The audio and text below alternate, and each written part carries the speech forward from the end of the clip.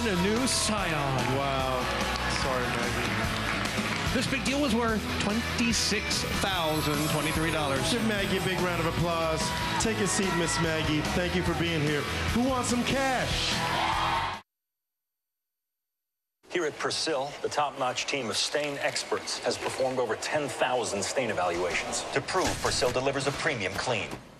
We've made a new stain with wasabi and goji berries.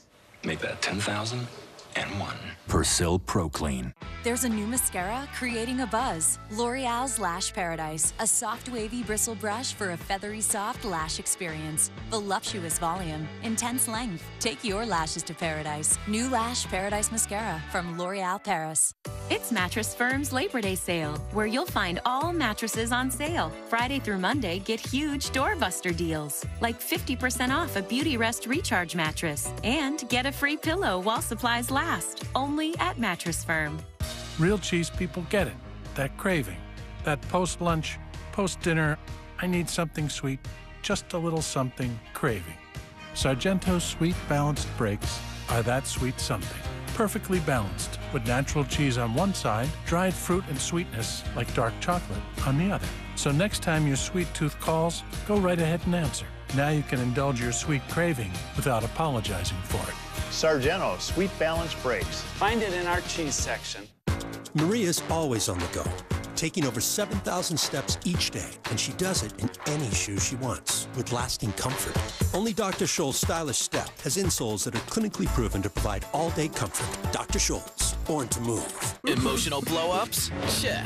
Betrayal? Check. Outrageous competitions? Triple check. Enjoy the show. New Big Brother, CBS Sunday. Keep on marching on. Be safe, call when you can. Whoa. Keep on marching. Keep on marching on. Keep on, keep on. You can run, but you can't hide. Okay, well, for $200, you're a monkey. If you have a picture of any kind of animal inside your purse, I'll give you $200. Anything that has a picture of an animal on it.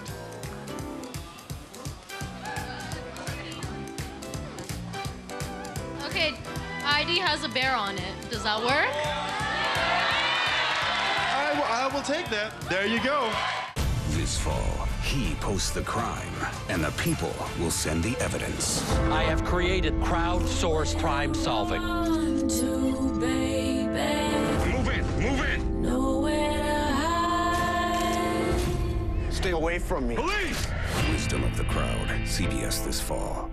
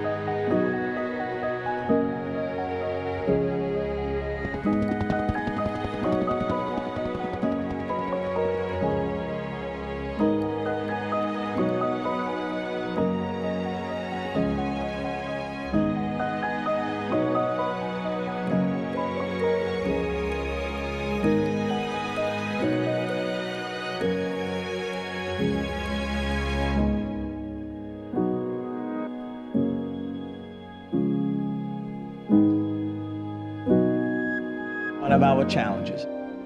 It's not the first, and it will not be the last. But the thing that I know about this city is that we will always rise to the occasion. I have no doubt about any of that. As you can see, the need is tremendous. But this is one of those times when Houston comes together, bands together, supportive of one another. I cannot say enough for the volunteers and all of the people who are here. This is a total team effort. This is Houston. This is who we are.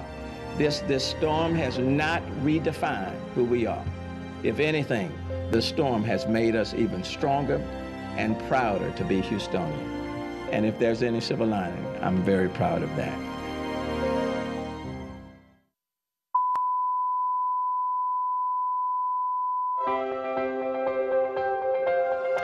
Good afternoon. Thousands of people were welcomed to the George R. Brown Convention Center seeking shelter from this devastating storm. They were welcomed by volunteers, medical supplies, and cots. But in the coming days, the convention center soon filled up with more supplies and more volunteers, toiletries, clothing, children's toys, and eventually hope.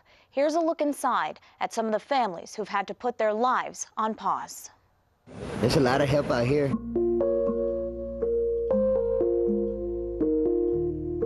I just turned 27 Monday.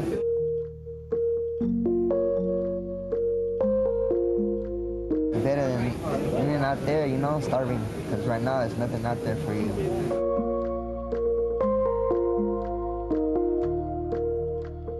Yeah, I lost my grandma last year. I love her. I don't know. I'm struggling. You know, this ain't me. They just gave me clothes. I didn't have no clothes. I've been wearing the same clothes for like 3 days.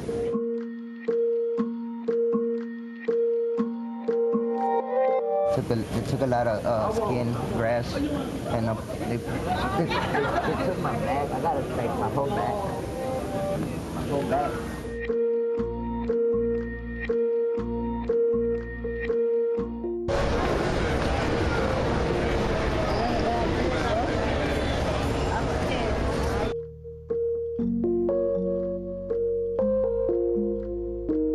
I haven't got no sleep. I haven't got no sleep since Monday.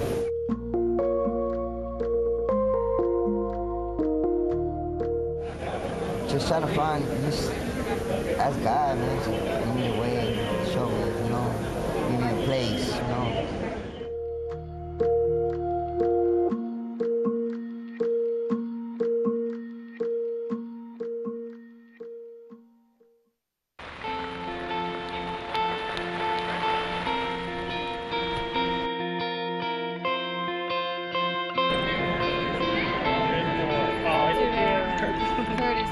Just taking all those scratches.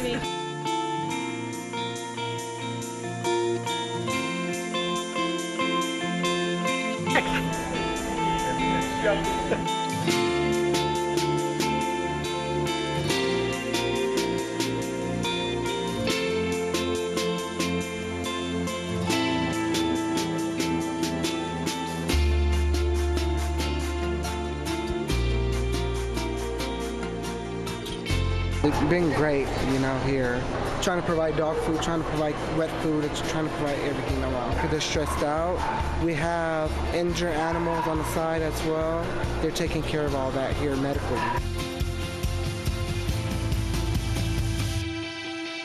We couldn't get out of our garages. The first floor flooded.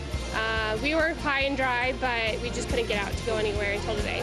First thing didn't help. Yeah, we do what we can. Yeah, this is our city and we love to help. Thanks for everyone out there that helping out and volunteering.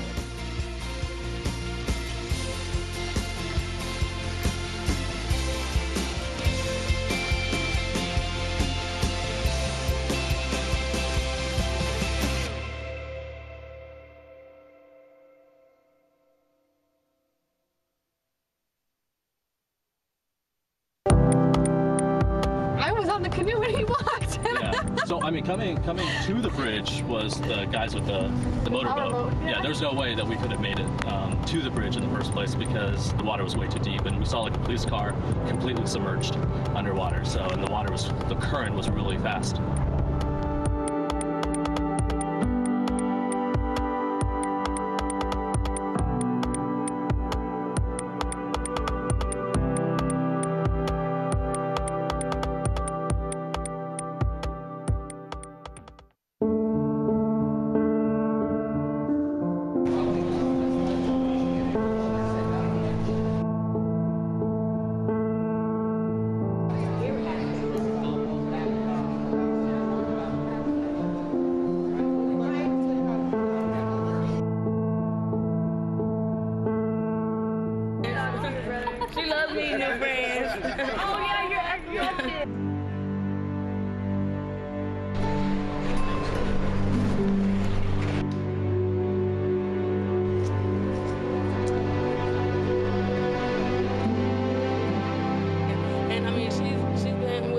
she was about 6 weeks old.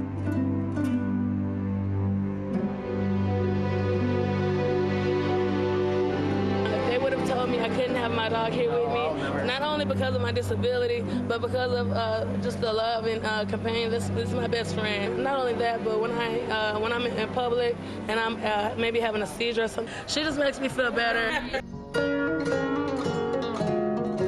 Taking all those scratches. Nice to meet you, Harvey. We're all in this together.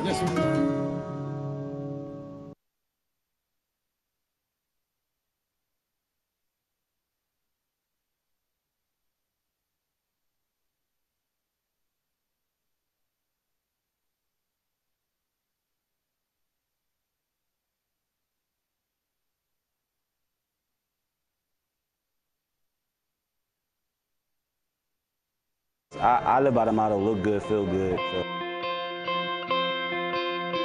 I don't have millions of dollars to give, but I go to work every day cutting hair, and this is a talent that I have that I wanted to give to other people.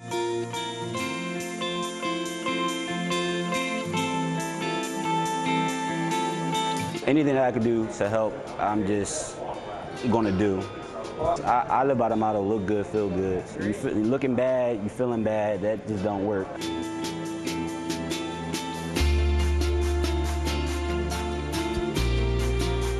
It's been uplifting. A lot of people down about, circumstances, but one thing about a haircut, it could change how you feel about your day, boosts your self-esteem. It could turn into just a whole confidence booster for you. And it's also time where you can escape from reality for a little bit while you're sitting in the chair, so. God gonna pull us all through this hill. We're gonna make it. The hope is still alive. All right? Thank you.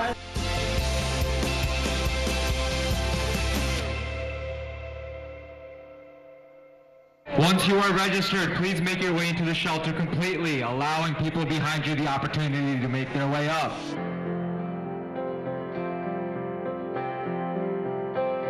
Coming through, make a hole! Coming through, make a hole! Please step aside, coming through, make a hole, make a hole! Thank you! I'm doing everything, just distribution of clothing, food, whatever the people may need. What? The turquoise?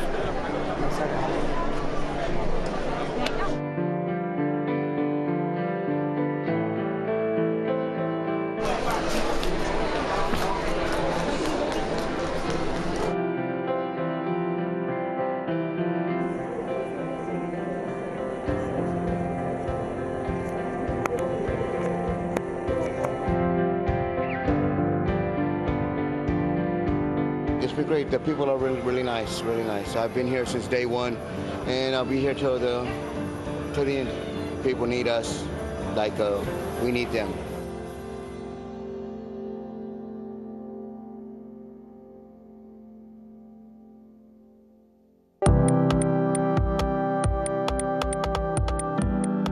Don't panic, because when the water starts coming in, you're panicking, you don't make good decisions. So just trust in God, don't panic, and love the people that are close to you, and help people.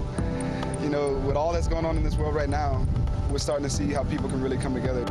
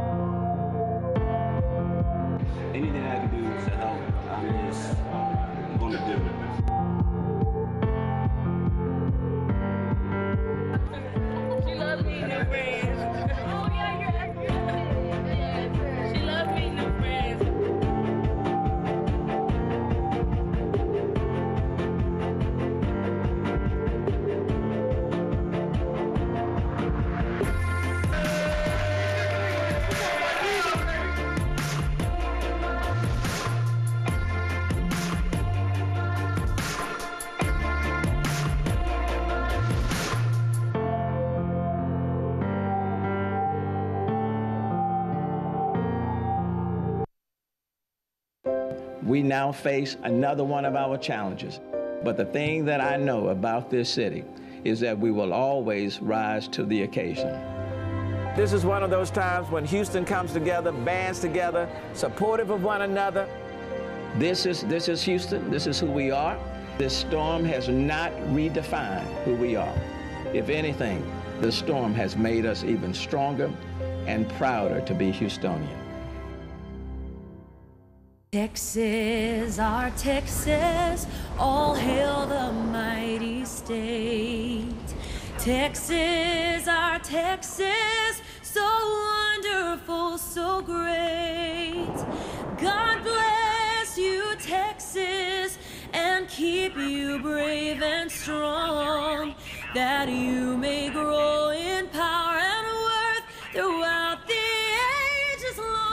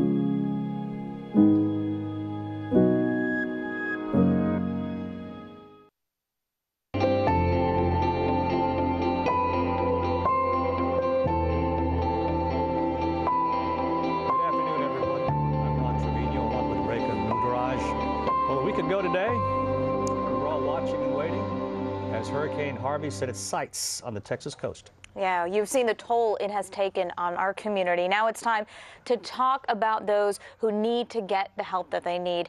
For the next couple of hours, we have a team that will be manning our KHOU Harvey help desk. Volunteers are taking all of your questions and finding answers, how to clean up after this storm, how to get the financial help that you need. And we know a lot of you have questions about things like, okay, my rent is due, but what do? I've been displaced, or my house is flooded. What are my options to rebuild? Yeah, we know these questions are not always easy to find. So we've got a help desk, and the number to call is 883-343-5789. Again, 883-343-5789. That's our help desk. Absolutely. And, you know, we've seen so many scenes of heartbreak and, of course, of hope, especially at the George R. Brown Convention Center. And that's where some of the big names from the Astros are actually headed today to bring a smile to some of those faces out there. Matt Musil is live with more on this. Hey, Matty.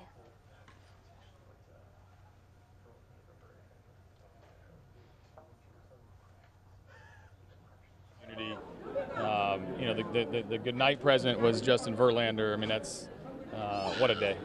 Jose said you. I asked him, it looked like you guys were a bit distracted in Tampa Bay. Were you? And he said, no doubt. Yeah, what was it from a manager's perspective? Yeah, I mean, it's hard to, you know, you can process only so much and not knowing what was going on back here. It was tough for us, but we still had the easiest part of all this. We were safe. We were in Tampa. Our friends and family were certainly stranded here in Houston, but we really needed to focus more on what was going on back here and less about the game. But, you know, we squeezed a win out of it. You know, it's no excuse. The Rangers beat us 2 out of 3, but when we landed in Houston, that was one of the best landings you could possibly imagine. We've had some production issues. We're just told we were joined live, so thank you. This is manager A.J. Hinch. A.J., we were talking earlier that the team was a bit distracted in Tampa Bay. You've got their total focus now. Justin Verlander's coming to town. No, that's a big move for us on the baseball side. You know, we are so excited to add him. He's a 13-year veteran. He's been an all-star a lot of years. He's got hardware. When he pitches every day, you feel like you're gonna win every start that he takes. He's excited to be here. I talked to him on the phone late last night. Our players were texting like crazy with excitement. So he'll fit into our culture. He expects to win. He's a winning player. Can't wait to get him here. Talk about fitting into the culture. You've done that since you came to Houston as manager. How about the outpouring of love in this city right now despite this disaster? Yeah, no, everybody has it in proper perspective. We got great presence here at the convention center. We got other players that are around the community, and we organized a little bit of it, but for the most part it was the more players asking us where can they go, what can they do, who needs help, who needs what.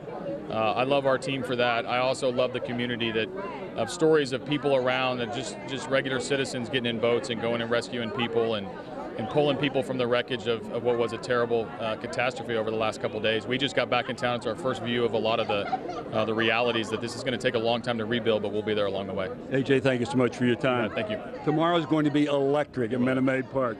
AJ Hinch, manager of the Astros, he's done such a great job with his team, guiding them into first place, and now going through the injuries, going through everything, and now the catastrophe that hits Houston. They will be one of the bright spots the sports fans can look to, and A.J. Hinch knows that. His players know that. That's quite a responsibility to be a distraction for all the negatives around this community. Great to see these guys back, and they'll be back in action at Twilight doubleheader tomorrow at Minute Maid Park. Back to you guys in the studio.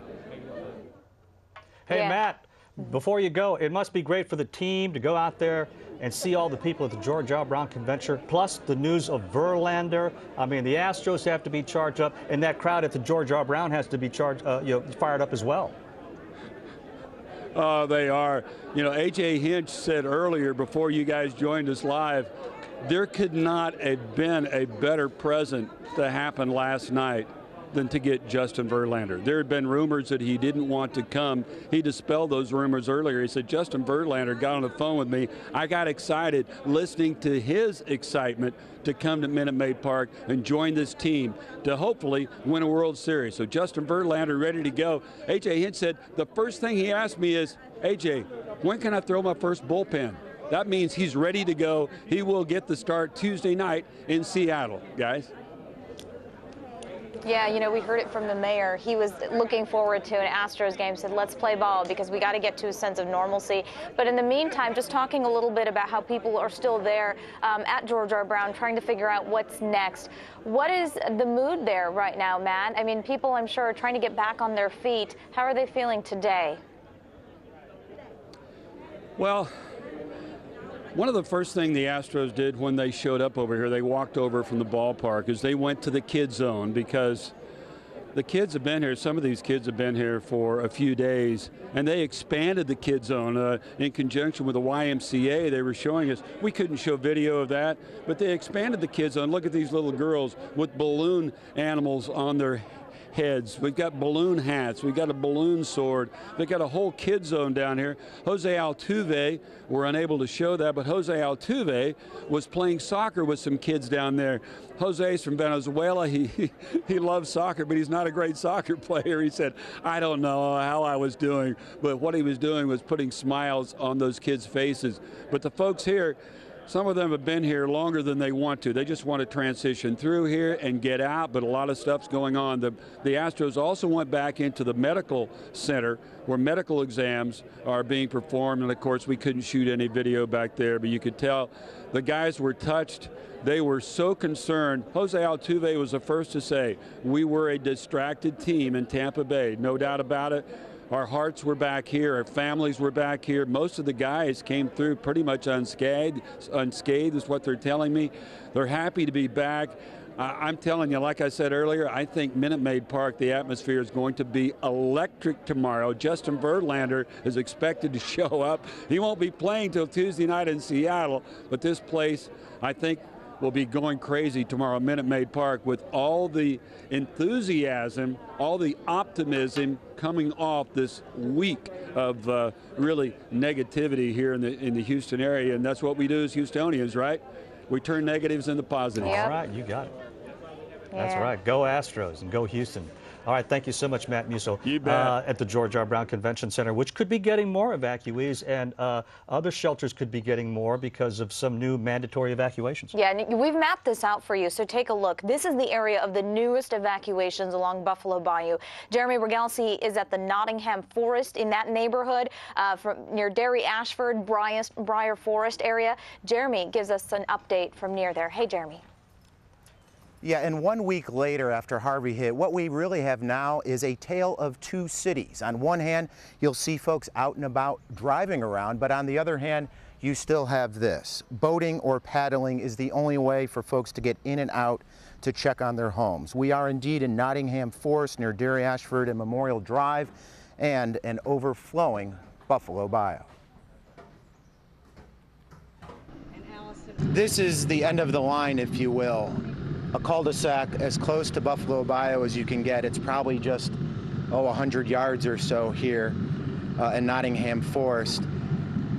It's unfathomable beyond words when you cruise up and down instead of driving up and down these streets, home after home after home, flooded up to their doorknobs, past their doorknobs.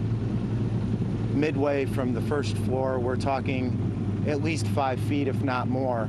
Many residents here are coming in by boat with big hefty bags just to salvage what they can, memories, heirlooms, important papers, knowing that these waters may still be this way at least for the next couple of days.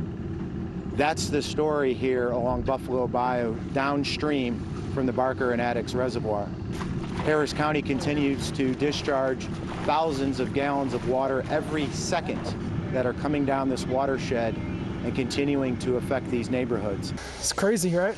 I mean, it's a crap situation, right? You got to flood one side or flood the other, and you know, it is what it is.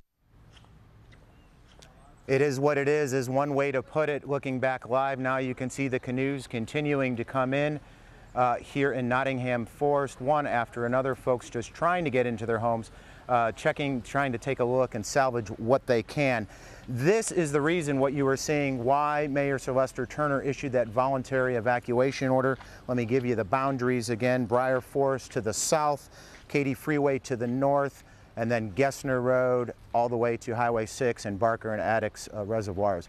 If there is one shred, guys, back at the studio of optimism, is that when we were back there, we actually did see the waters to recede. There were several watermarks from a day or so ago where residents told us that was the high water mark. It was about 5 feet. It has come down maybe 6 or 8 inches. So it is coming down, but it's coming down slowly. And that means that it will be days before these folks can really get into their homes to assess the damage. We're live in West Houston. Jeremy Rogowski, KHOU 11 News. Your heart has to go out to people in that neighborhood. Thank you so much, Jeremy. Yeah, and it seems like all eyes are on the Buffalo Bayou. So, Brooks, the big question here, has it crested yet? Well, with this portion of the Buffalo Bayou, because it's controlled by the releases from the Addicks Reservoir and Barker's Reservoir, well, it's high, it's in major flood, it's in record flood, and it's forecast to be steady. So it's not going to behave like a river where it goes up and then goes down. In fact, it's about 8¼ feet above flood stage right now. Currently, it's 70.4 feet. And as you saw Jeremy explain, it was slightly higher before, but it's going to be rock steady at this level through the middle of next week and likely beyond. So we're not going to see floodwaters there dropping, unfortunately, anytime soon.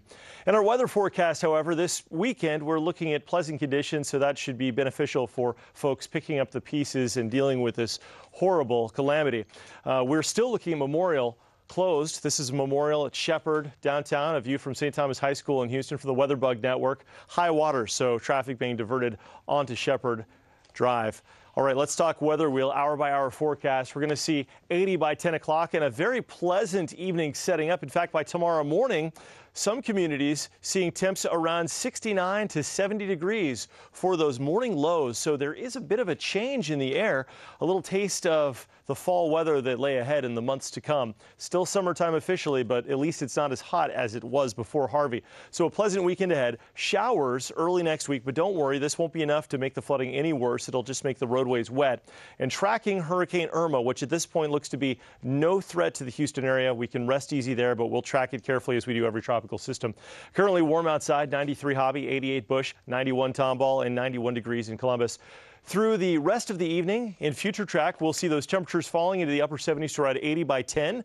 By tomorrow morning, waking up to temps in the low 70s with upper 60s in spots before we warm it back up tomorrow. Similar to today under mostly sunny skies, highs up around 90 degrees region-wide.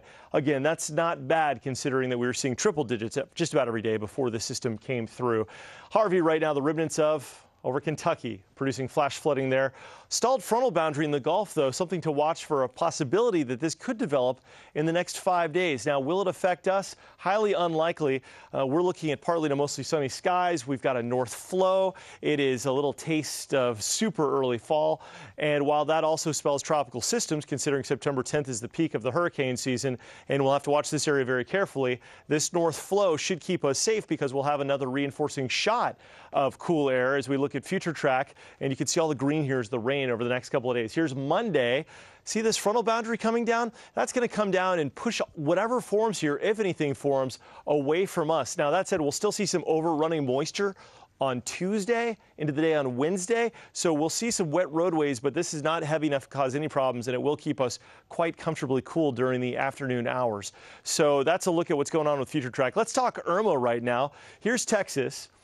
Irma is way out here. It's actually getting shadowed, but we'll zoom in and you can see the spin here. This is a pretty big hurricane, forecast to become a major hurricane as the sun sets over the hurricane. You can see that structure quite well. Winds of 110. It's a Cat 2, forecast to move to the west. Interest in the British Virgin Islands, U.S. Virgin Islands, Puerto Rico. Watch this one very carefully, but for us, it does look like it'll curve away before it reaches Texas. So zooming out, you can clearly see its position for the middle of next week, far, far away and likely to move out toward the Atlantic Ocean. So in the 7-day forecast, we're going to see temperatures remaining quite comfortable compared to the triple-digit heat we faced before Harvey came. Our pattern certainly changed as this system has moved out. Low 90s for the next couple of days, a light southeast wind, then a north wind on Tuesday, 40% chance of rain, 80 degrees, the high temperature. Morning lows, by the way, after that front comes through, quite pleasant. Lows in the low to mid 60s with highs in the low 80s, just a few stray showers. So at the very least, while we clean up this mess, it will be comfortable outside, which is better than it being hot, humid, and miserable, guys. All right. Thank you so much, Brooks. Okay, we're trying to answer as many questions as we can this hour for you. And we all know about the dangers of floodwaters to our property. Well, what about to our bodies? Okay, we've got a doctor, Dr. Noreen Kahn-Mayberry. She's a toxicology doctor. Thanks for joining us this afternoon. Thank you for joining us.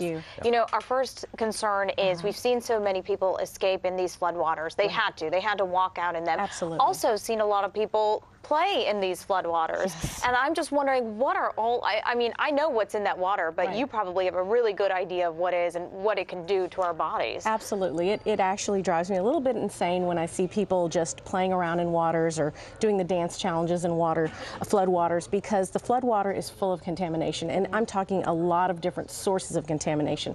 Chemical contamination, biological contamination from animals, from excrement, from runoff from farms, from, you know, just general viruses and bacteria. And with the weather heating up, I mean, it's really, really growing and proliferating, getting higher and higher in concentration. That's why you see the E. coli levels, which, you know, really, you know, induce really bad diarrhea. They're above safe levels right now in these floodwaters. Wow. What's the biggest concern? Also, I mean, there are all sorts of ants out there. Absolutely. Absolutely. And snakes. Exactly. And we've seen some gators, too.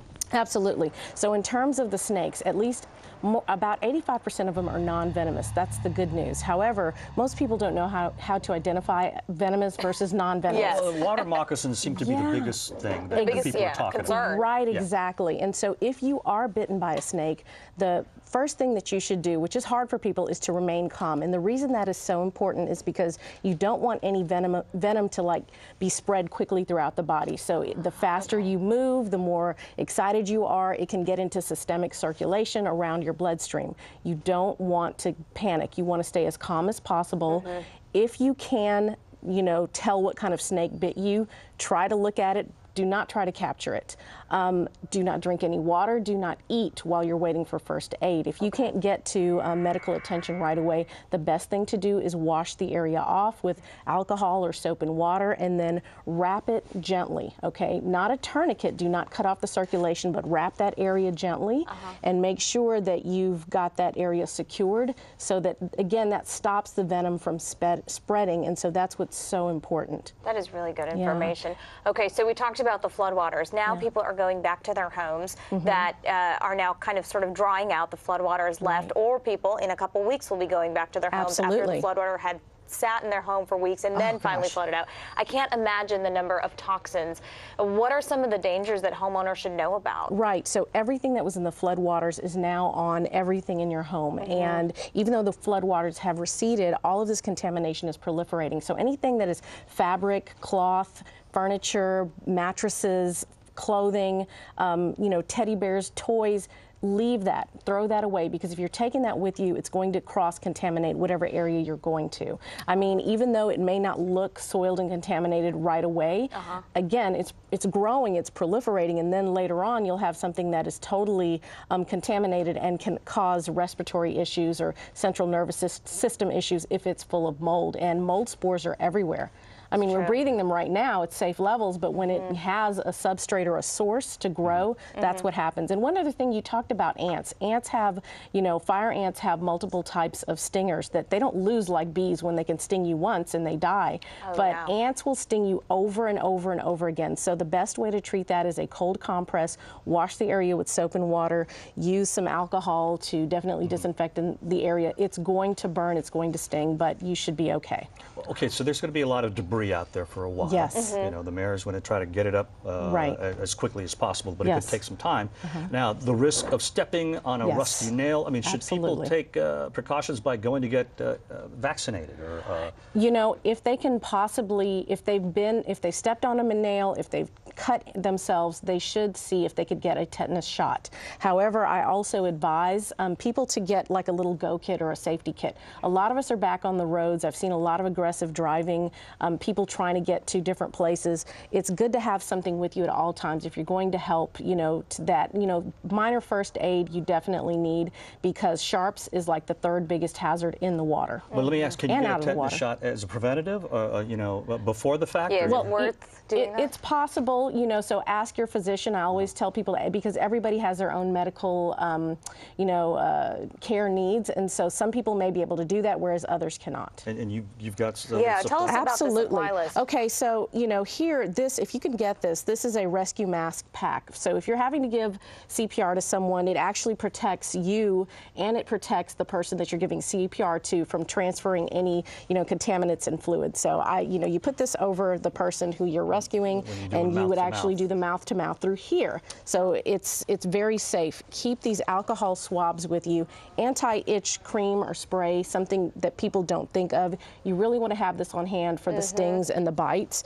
If you get those cold compresses, the kind that you break apart that get cold, have those with you. Definitely have gloves, because when you're dealing with people, you don't want to get contaminated, and you don't want to contaminate them in case you have dirty hands. And when you're going back into your house, someone just told me, go back and get some gloves as well. Don't touch your stuff with bare hands. That's a good thing to have on hand. Right, for metal objects as well, because you're thinking you can clean those off later. Yeah, and you probably can with the metal objects, but again, touch them with the gloves, bag them, tie them very tightly, and when you're bringing them to where you are now, you know, staying, try not to bring them indoors, because that can ruin your indoor air quality as well. The mosquitoes, that's a really big issue as well now, because we've got a lot of standing water, and so if you're in an area that's rural or remote, or just has a lot of standing water, get the stuff with DEET. This is the time where I say, you know, pull out what I call the big guns. Because what are the mosquitoes going to be like in a few days? Oh, they're going to be, you know, they're laying eggs right now as we speak. They don't take long to hatch, and they will be absolutely everywhere. We've got a lot of mosquito-borne diseases. Mosquitoes are the #1 killer in the world, okay? Mosquito-borne diseases. I also have, you know, natural for the kids, because kids should not have too much DEET. However, again, if your kids are in that area, parents, I would just spray this on your hand and then apply this to your kids. Don't spray this around your kids. That is the worst for the respiratory system as well. So I want to remind everybody, we are taking your questions. There's the number right there on your screen. Great, wonderful. 833-243-5789. Perfect. Right, I had another question. Yes. You know, a lot of people had severe damage to their homes, major damage to their homes. Some people had minor damage. I'm talking about people whose homes never took in any water leaks, but because there was so much wind and rain for a prolonged period of time, they had some minor leaks and maybe some stains in their ceiling and stuff like that. Do you need to go into the attic? I mean, what's the mold concern for minor moisture the 1 to future 2 for those inches homes. of water, maybe. So minor moisture becomes major moisture later on down the line because sheetrock is all over our homes. Right. Sheetrock is like the perfect, substrate or, place for mold to grow. It's like candy to mold. It's an So incubator. it is. And so even though you're thinking just a small, little stain now, you definitely want to bring in a professional to go up there and look for any types of leaks. If it's a roof leak, get it repaired. If it's a plumbing leak, get it repaired. If it's your HVAC system, get it repaired. Yeah, another thing with HVAC systems in homes that have standing water with them. Once you start to run the air conditioner again, you've got a lot of contaminated air, and our HVAC system ductwork is lined with fibrous or fabric type material. That can also pull in that mold, and we've got these really moist air, and it grows in there. So consider, replacing that ductwork as well. It's worth it. That's a good point. Yeah, you're right, because once you get that going again and you get back in the house, it's just spreading. It is, and cleaning ductwork, that's not going to help it. Wow. So, yeah. Thank you so much. Is there anything we should know going forward in the next few days, especially because people are really thinking about safety, food, shelter, getting their kids back to school, but our health is of utmost importance. Is there anything parents should keep in mind? Parents, I know you want your kids to be able to play outside, and, they're going stir crazy. Yes. My daughter is as well. Make sure, again, that you're protecting their skin from the bugs, but you're also protecting them and having them wear maybe longer clothing. I know it's hot, but don't expose their skin to the air, and make sure that their shoes are covered. I see a lot of kids and parents out there with bare feet. I see a lot of kids and parents out there with flip-flops and sandals. That's really not good enough, because you can, like you said earlier, walk and just step on a nail, or there's debris. That's my fear right There's now. debris everywhere. I love my flip-flops. I love my But I flip-flops put them away too, for a right? while. Yeah, it's smart to keep it covered toe shoes only. Keep it covered. Same thing for the adults that are going in to help. I've seen people put on those fishing waders. Best thing you could do if you're getting into the floodwaters. Yeah. And so if you're rescuing somebody in floodwaters, because I know that there are some neighborhoods where the water's still rising and people are still sheltering in place, if you're going through that floodwater, that's fine. You have to leave. You have to go in the floodwater. But again, once you get to a place where you can clean yourself off, wash, soap and water, disinfect ASAP. All right, so says the Tox Doc. Yes. The toxicology doctor. That's Thank right. you, Yes. Dr. Noreen. Those very helpful information. We really appreciate it. Thank you And so I want to much. remind everybody, we've got our Hurricane Harvey help desk set up right now. The number to call is right there on your screen, 883-243-5789. We're going to take a break. I'm sorry? 833-243-5789. I'm sorry. We're going to take a break right now, but when we come back, we're going to talk about Harvey scams and how to avoid becoming a victim of them. Don't go away. Absolutely. We now face another one of our challenges. But the thing that I know about this city is that we will always rise to the occasion. This is one of those times when Houston comes together, bands together, supportive of one another. This is Houston. This is who we are.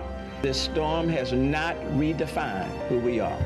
If anything, the storm has made us even stronger and prouder to be Houstonian. Texas, our Texas, all hail the mighty state. Texas, our Texas, so wonderful, so great. God bless you, Texas, and keep you brave and strong, that you may grow in power and worth throughout the ages long.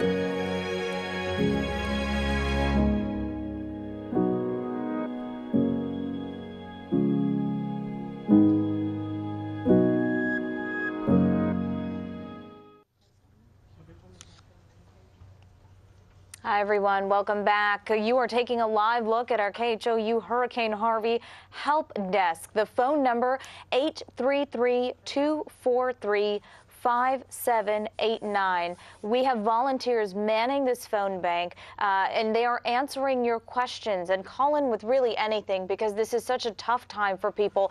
You were forced out of your homes. You're confused about what to do next. So any questions you may have, we have volunteers standing by to answer those questions, get you the information you need. You might have a question about FEMA or your insurance company or all sorts of things.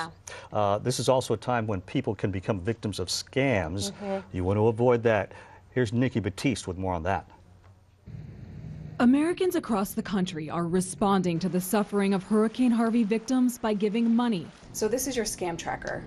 Yes. But Claire Rosenzweig with the Better Business Bureau says that generosity can be a target for scammers. We want to help the people that are being victimized. And at the same time, that impulse is what a scammer is looking for, is a vulnerability. She says during a disaster, scam artists will call, text, and send fake emails asking for donations. People can also fall prey to look-alike charity websites. Unfortunately, you have unscrupulous people who will try to help themselves. In 2013, the New Jersey Attorney General went after the creators of this website, which claimed to help victims of Hurricane Sandy. At the time, authorities said only 1% of the $600,000 raised had been distributed. It's immediate. Rosenzweig says it's important to vet any charity. If somebody calls you on the phone asking for money for Hurricane Harvey, just hang up. If somebody sends you a text and you don't know who they are, don't even bother with it. Go to the verified sites, go to the verified charities. The Better Business Bureau has set up a list of verified charity sites. Using those will help make sure your money gets to the right people. Nikki Batiste for CBS News, New York. Too close. All right. Joining us now is our legal expert. Yeah, familiar face. Hey, you guys are great. Treese. Good to see you, Professor Gerald Treese. Always good to see you. You guys are real warriors. I'm proud of you. Well, did you fare well during the storm? Yeah, I just drove in from the Woodlands. You guys have been here the whole time. Yeah, it's been quite an adventure, and you know, a lot of people are going through a lot of stuff, whether they were at work or our station, and yeah, it's been quite the journey for everyone involved in Harvey. We're going to ask you some questions that might have a legal bent to them. Sure. You know, and we also want to remind people to call 833-243-5789. That's our Hurricane Harvey help desk for all the questions that you have about storm relief. I've got a question for you. What if your rent is due today? For most people, rent is due today. It's the 1st, and they've been so busy, they don't have access to anything right now. Maybe they're at a shelter, and the rent is due. Ron, you and I are old enough. We remember this isn't our first big storm and flood. Same question before. The bad news is that just because your rent is due and you physically don't have a place, Texas law says you got to pay it. That's what the law says. On the other hand, I have seen year in and year out, the landlord has an interest in giving you some time to get that paid. And also in Texas is one of those strange states. Now, you could have a lease that gives you weather protection, but most folks are on a month-to-month rental agreement. What's the legal advice? If I were their lawyer, I'd tell them to try to negotiate with that landlord. Why? Because it's in the landlord's interest, you know, to do something for you. Here's my theory also. Texas law requires an implied warranty of livability, that if you're my landlord and I'm the tenant, you've got to give me a livable structure. And so you have something to bargain with. I don't have a structure at all, you know, or I can't pay the rent. I'll pay the rent and it's livable. So I worry about these folks that are contacting me. The structure doesn't exist. And do they have to pay? Technically, yes. But the Texas law says the landlord also has a duty to provide a livable premises. But they may not even get their deposit back. That's right. It depends on what's in that lease. Ron, I'm going to tell you what. When I was a college student, I signed so many leases. I don't even know what language they were written in. But you've got to really watch it now. Because I used to think as a young man there were good guys and bad guys. There's just people and there's business people. And you've got to protect your interests. Now, it might be too late on this one. My experience from the storms of 9-10 years ago, landlords want to work with you because they need the money coming in sooner or later. The ones they don't want to work with you so much on is if there's no premises there. And that's why I cooked up this theory about the implied warranty of habitability as a way to push back. Most landlords are management companies that are also paying notes to some creditor. So that money is like a lifeline that comes in. I don't think a month or two the delay or a weekend delay is a big deal. I do think if the premises aren't there and you're required to pay it, that's going to be a bigger problem. Let's talk about work. People have been displaced, or they've had to move out of their homes. A lot of people can't get back to work in time. Can a person's boss fire them for I'm not the showing bad up? news guy, Reka. I'm the bad news guy today. I've said that for now, a long if you time. guys have a contract, you probably can't be. Okay. And the reason is because you have personal days. Yes. Under a contract, most employees who have a written contract get sick days and personal days. But I'm just talking about Joe laborer. Yeah. And that's the bad news. The good news, we're not riding clean cloth here. We've done this many years, all the 30-some-odd years we've been doing this. The answer is the boss also has an interest to get you back to work. And so unless they were going to get rid of you anyway, but the problem is legally.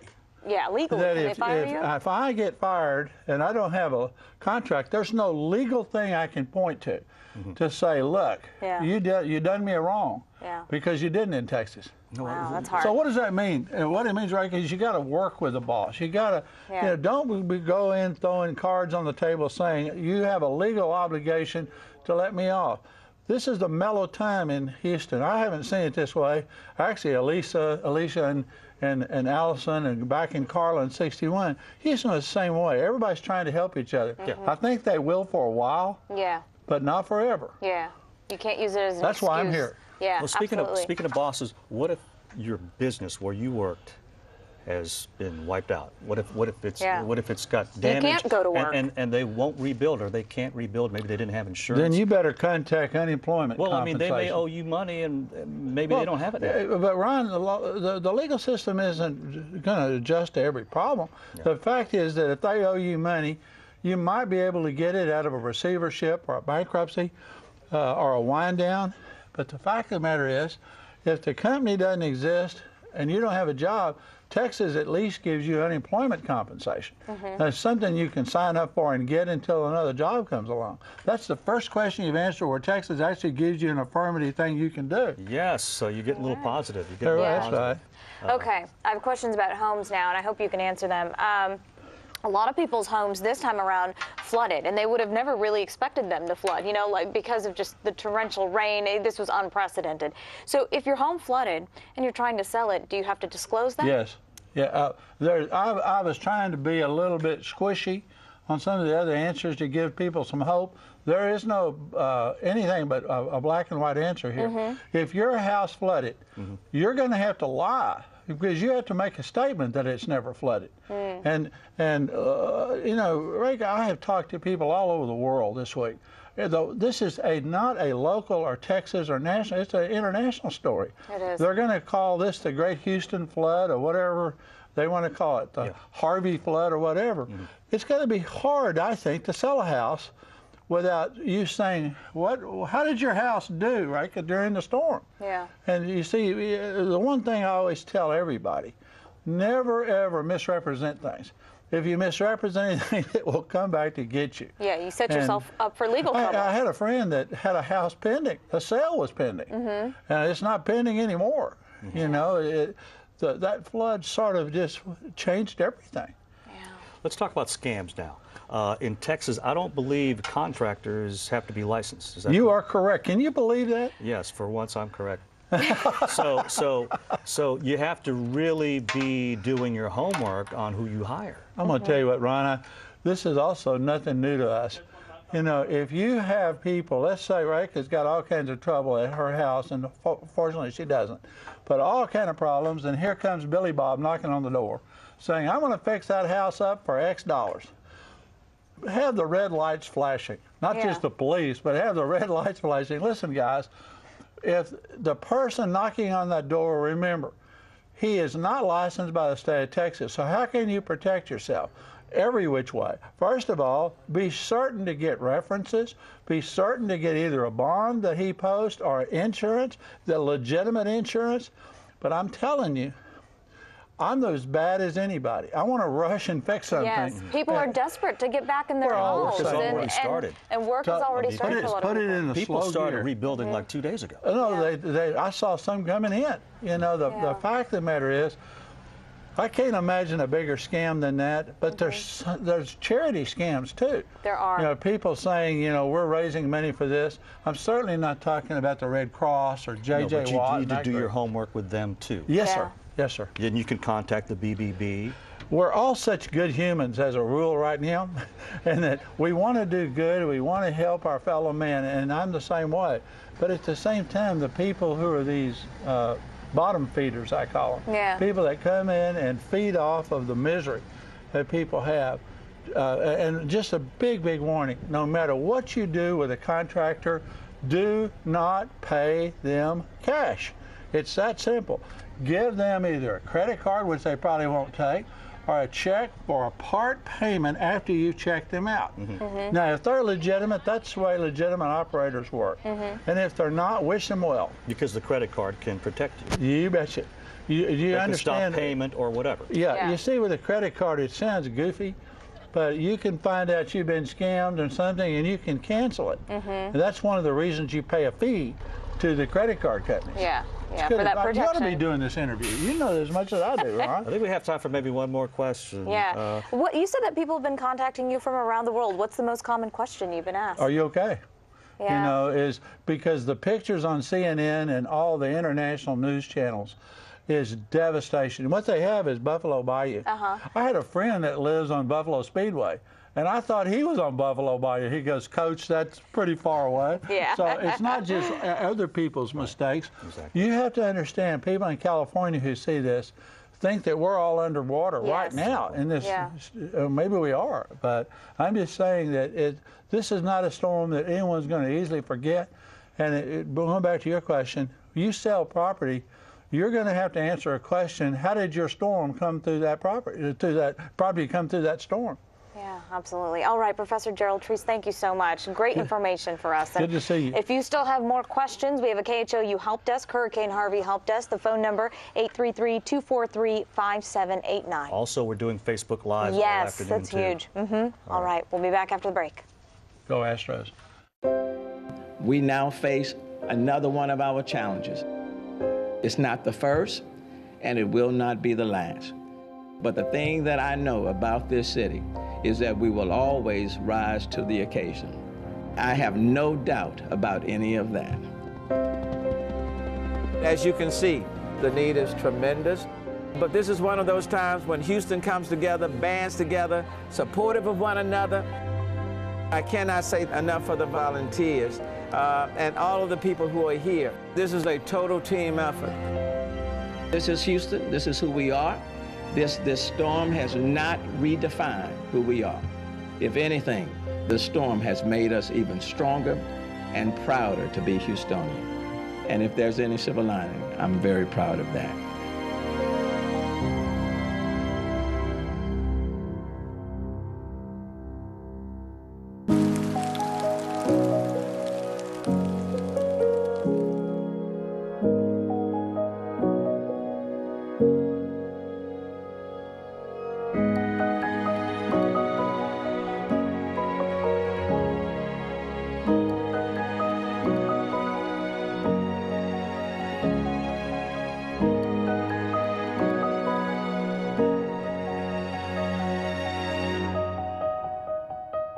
Texas, our Texas, all hail the mighty state.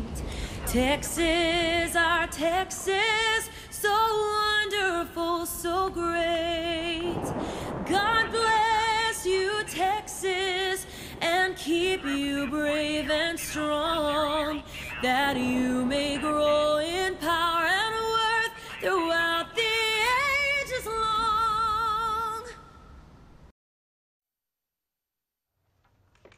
Welcome back, everybody. We're blessed to have Bishop James Dixon from the Community of Faith Church. Thanks for being here, Bishop. How are you? Thanks. Great to be here. Always glad to be here. And we understand that your church, you've opened it up as a shelter as well. Yes. On Sunday night, actually, we opened our church as a shelter and took in people. What an incredible thing to be a part of. people who are soaking wet, still fresh from the storm, traumatized, to provide for them a place of refuge and a place of hope. As a man of faith, has Harvey even tested your faith? Absolutely, absolutely. I tell people that because you are a person of faith or a man of faith does not mean that you don't get tested. And you know, if you're in the disciples' situation, they're on the boat with Jesus and the water's filling the boat, and it tested their faith like our circumstances test ours. But it reveals to us that if we really activate our faith in a time of storm, there is hope beyond it.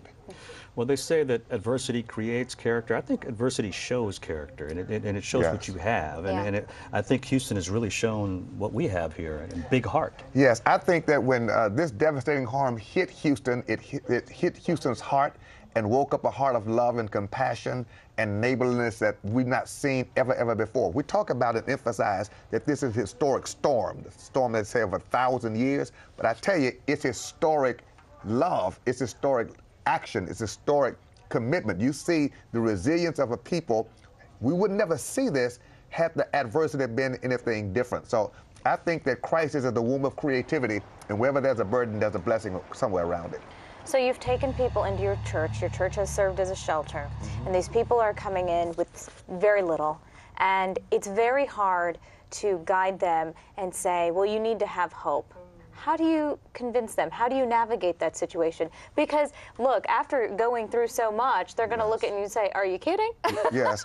It's very hard to get to that place, so how do you guide them to that place? No, you're so right. First of all, you got to deal with the emergency of the issue, the urgency, the fact that they're traumatized. If you're soaking wet and you don't have food and you know that you've just lost your car, your house, you just lost your heirlooms, and so much has gone down the drain, from a physical standpoint, the first thing is to throw your arms around them. And we trained all of our people to treat every person as an honored guest who comes into our environment. And that's the way we treated them and welcomed them, to really make sure that we dignified their humanity and reassured them of their sacred identity and value. Dry clothes, hot food, breakfast, lunch, and dinner, haircuts, makeup, everything that those persons needed to have to see themselves as a human being who still has value. Secondly, we loved on them, prayed with them, and shared with them that whatever you lost, you didn't lose the most valuable thing that you have, and that's your life, your breath. And began to help them to realize that there is life beyond this moment. And let me tell you, we've seen some amazing things. To see tears of sorrow and despair turn into tears of joy, to see laughter, to see children playing again, and the light comes on that says, hey, wait a minute, we are not alone. We are part of a fabric of humanity that says we don't exist by ourselves. Somebody's going to make sure that there is a tomorrow that doesn't look like our today. And I want to remind people that we're taking your questions with our Hurricane Harvey Help Desk. The number is 833-243-5789. We're going to try to answer as many questions as possible. Now, Bishop Dixon, being a man of faith, I'm sure you've counseled many people. Yes. You act as a therapist in many ways. And there might be people out there that maybe they didn't lose a car, maybe they didn't lose anything in this, but they've been around Houston the past couple of weeks, and they've seen everything that's happened. They've seen all the pictures, and they may need to get some mental health help. Yes, yes. What do you suggest? No, we encourage that. You know, if you had the flu, we'd send you to a physician to get a diagnosis and a prescription. That might be an antibiotic. When you're dealing with mental and emotional trauma, there are specialists, there are doctors, there are licensed counselors and professionals, and even pastors and ministers who are counselors by trade who can help you process. That's very, very important. I believe that there is a condition called post-storm traumatic syndrome. And I'm hoping that people will get the necessary assistance that they need to process psychologically and emotionally and spiritually their new physical realities. That's very important. And then it's also important for people to remain a part of collective entities where people are constantly talking about this experience, and don't isolate yourself. The greatest danger is people who are operating in isolation, because in isolation, your depression can live, But if you're in connectivity of community, then someone is going to speak to you, hug you, love you, and remind you that you've got value, you've got a future. That's what Hope After Harvey is all about. Stay engaged. Please do that. Yeah. Absolutely. Bishop James Dixon, you have lifted our spirits, so thank you so much. Yeah, and tell us about the project that you're doing with KHOU. Well, I'm so excited. KHOU is such an amazing station, by the way. We're launching this campaign, Hope After Harvey. And I've been around here for several days talking to the people here, great management, great leadership. We want to say to Houston and to the region that we'll have to talk about it more. My time is over. We're running out of time. Thank you so much, Bishop. We'll tell you more about it. All right. The news at 4 is next.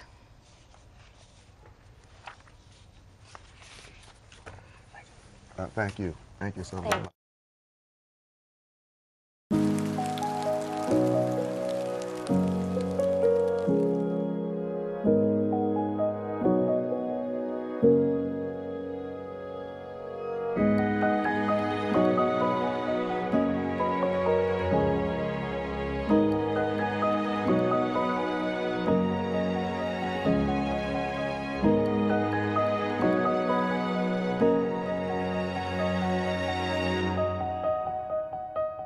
Texas, our Texas, all hail the mighty state. Texas, our Texas, so wonderful, so great. God bless you, Texas, and keep you brave and strong, that you may grow in power and worth throughout the ages long.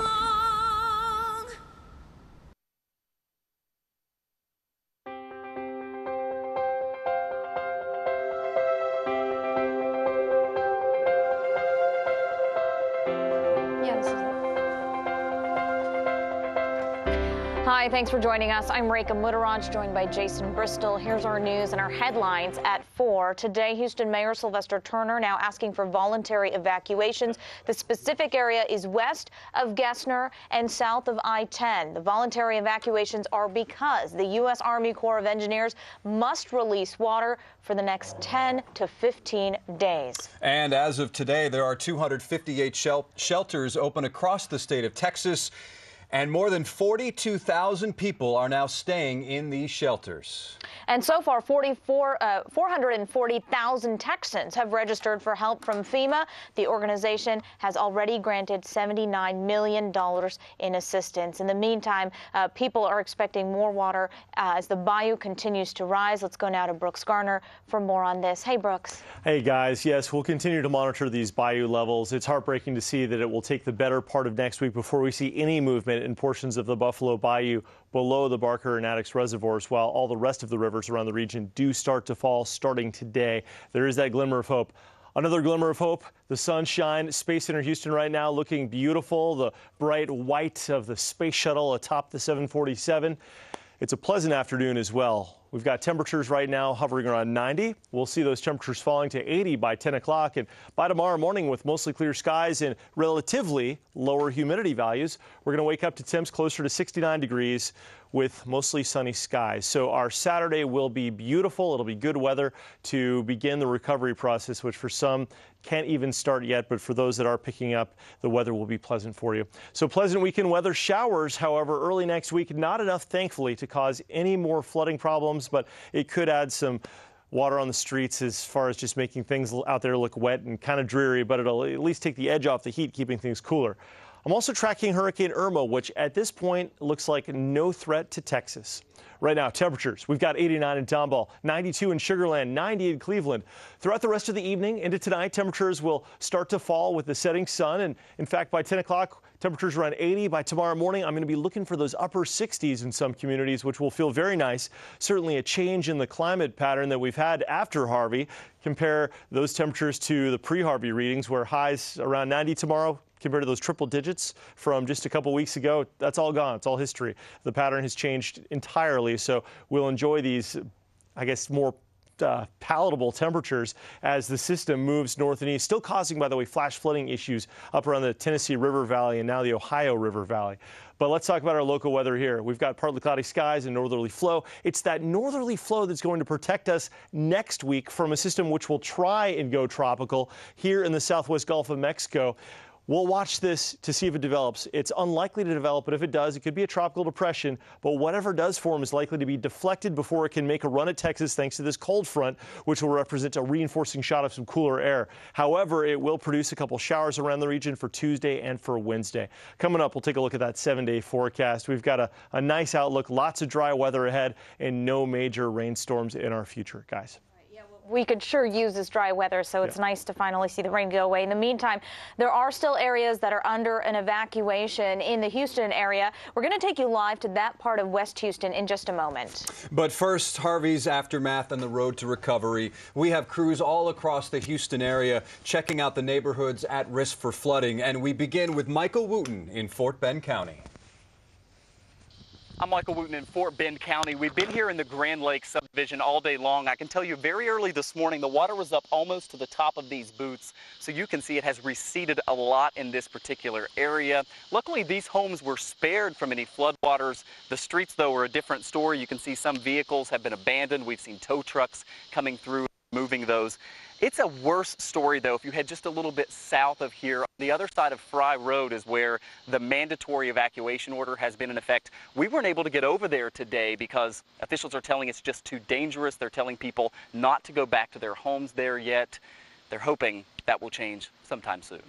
Back to you. I'm Sherman Chow in one of the many flooded houses in Marland, and whoa, you are? Mark. And what are you doing, Mark? I'm here with a bunch of other volunteers from my church, just helping out in the neighborhood. Yeah, and taking out a countertop there. Yeah.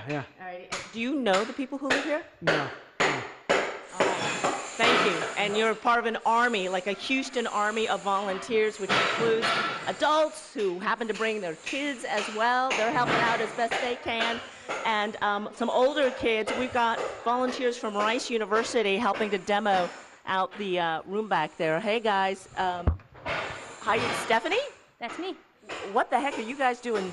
Right now, we are cleaning up some trash from ripping out all the sheetrock in here. And you're here because? We're Rice students, and so we're here to help out some Rice faculty in need. Thanks a lot.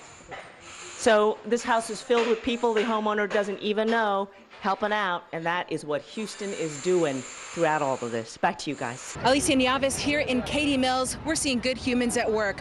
Dogs displaced by the floods are being transported to Austin and Conroe to get to a new home or to possibly be reunited with their families. And we see hundreds of volunteers out here at work today. We're told in the past 24 hours, over 1,000 animals, dogs, cats, you name it, have been rescued, and they are now en route to those two locations to hopefully get a new home and again be reunited, hopefully with their families. But volunteers from Austin Pets Alive are here. We see folks coming in from as far as New Mexico to come in and transport these dogs, but they need more drivers to head to Montgomery. That's where dogs who were presumably abandoned by owners or found as a stray in the street, that's where they're being taken. We need you out here. This is Katy Mills Mall. We're right outside the Burlington. You can't miss this staging area. For now in Katy Mills, I'm Alicia Nieves. Now back to you.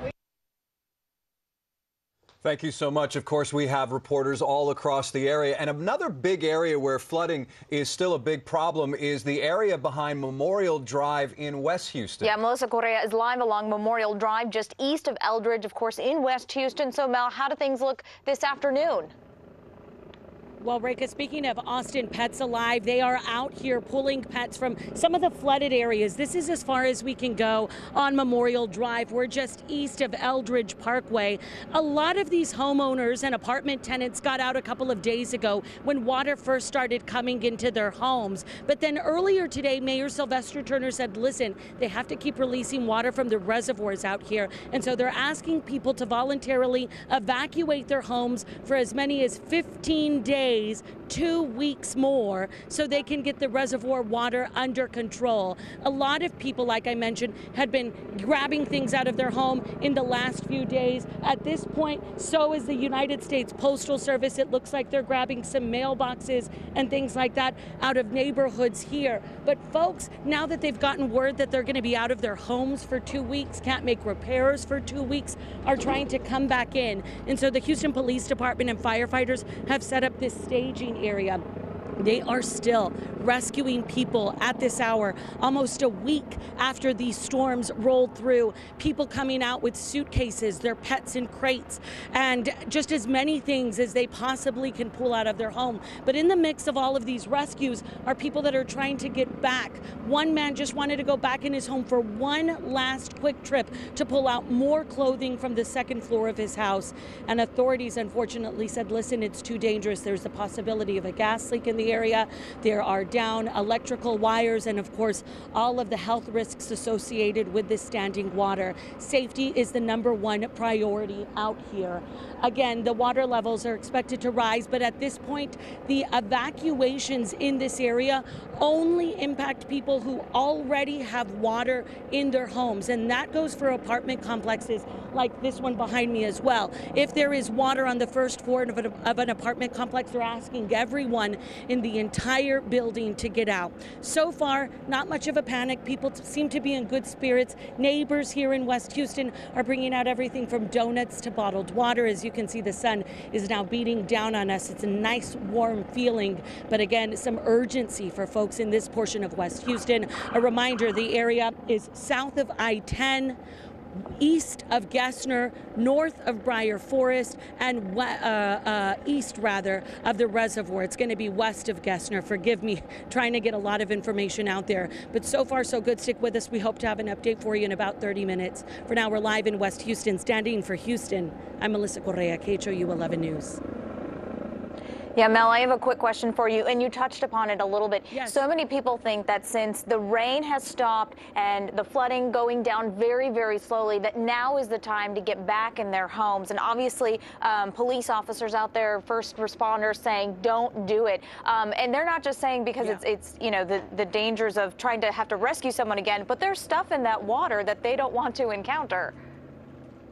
Absolutely. And Nathan, I'm going to have you come forward because folks continue to get out of the neighborhood. There's so many health risks as this water stands one day after the next. And so they're worried about that. And then on top of that, there are policing and patrolling. There is a criminal aspect to this. They don't just want anybody who says they have a home back here to be able to access this. They are trying to prevent and protect against looters. And then there's the fact that if they let people just kind of bum rush this area without any sort of accountability, there's a chance, guys, as the waters continue to push through these areas of West Houston, that somebody could be left behind. And so Houston Police, the National Guard, and Houston firefighters are trying to do this as safely as possible. They may or may not let one person in. You can see another boat is heading out as the Calera Fire and Rescue makes its way here. A lot of volunteers still in the area.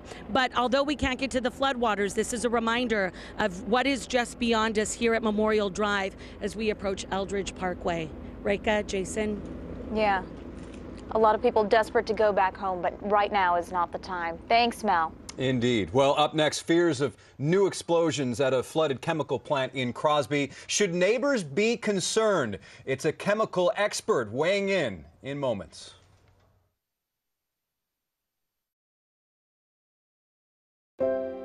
We now face another one of our challenges. It's not the first, and it will not be the last. But the thing that I know about this city is that we will always rise to the occasion. I have no doubt about any of that. As you can see, the need is tremendous. But this is one of those times when Houston comes together, bands together, supportive of one another. I cannot say enough for the volunteers and all of the people who are here. This is a total team effort. This is Houston. This is who we are. This storm has not redefined who we are. If anything, the storm has made us even stronger and prouder to be Houstonian. And if there's any silver lining, I'm very proud of that.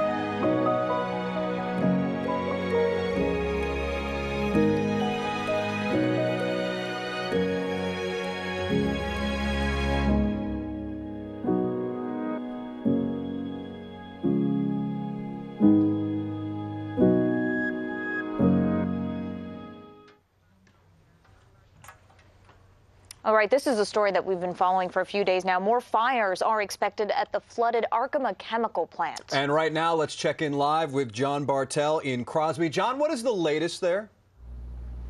Well, actually, right now it's kind of turned into this waiting game. I'm outside the Crosby Fire Department here, where a lot of these guys are on standby. If you come over here, just take a look inside. You can see these firemen. They've got all their gear just out and ready, just in case something happens. And the reason they are doing this is because they're basically being told, stay away from that chemical plant and let it burn if need be.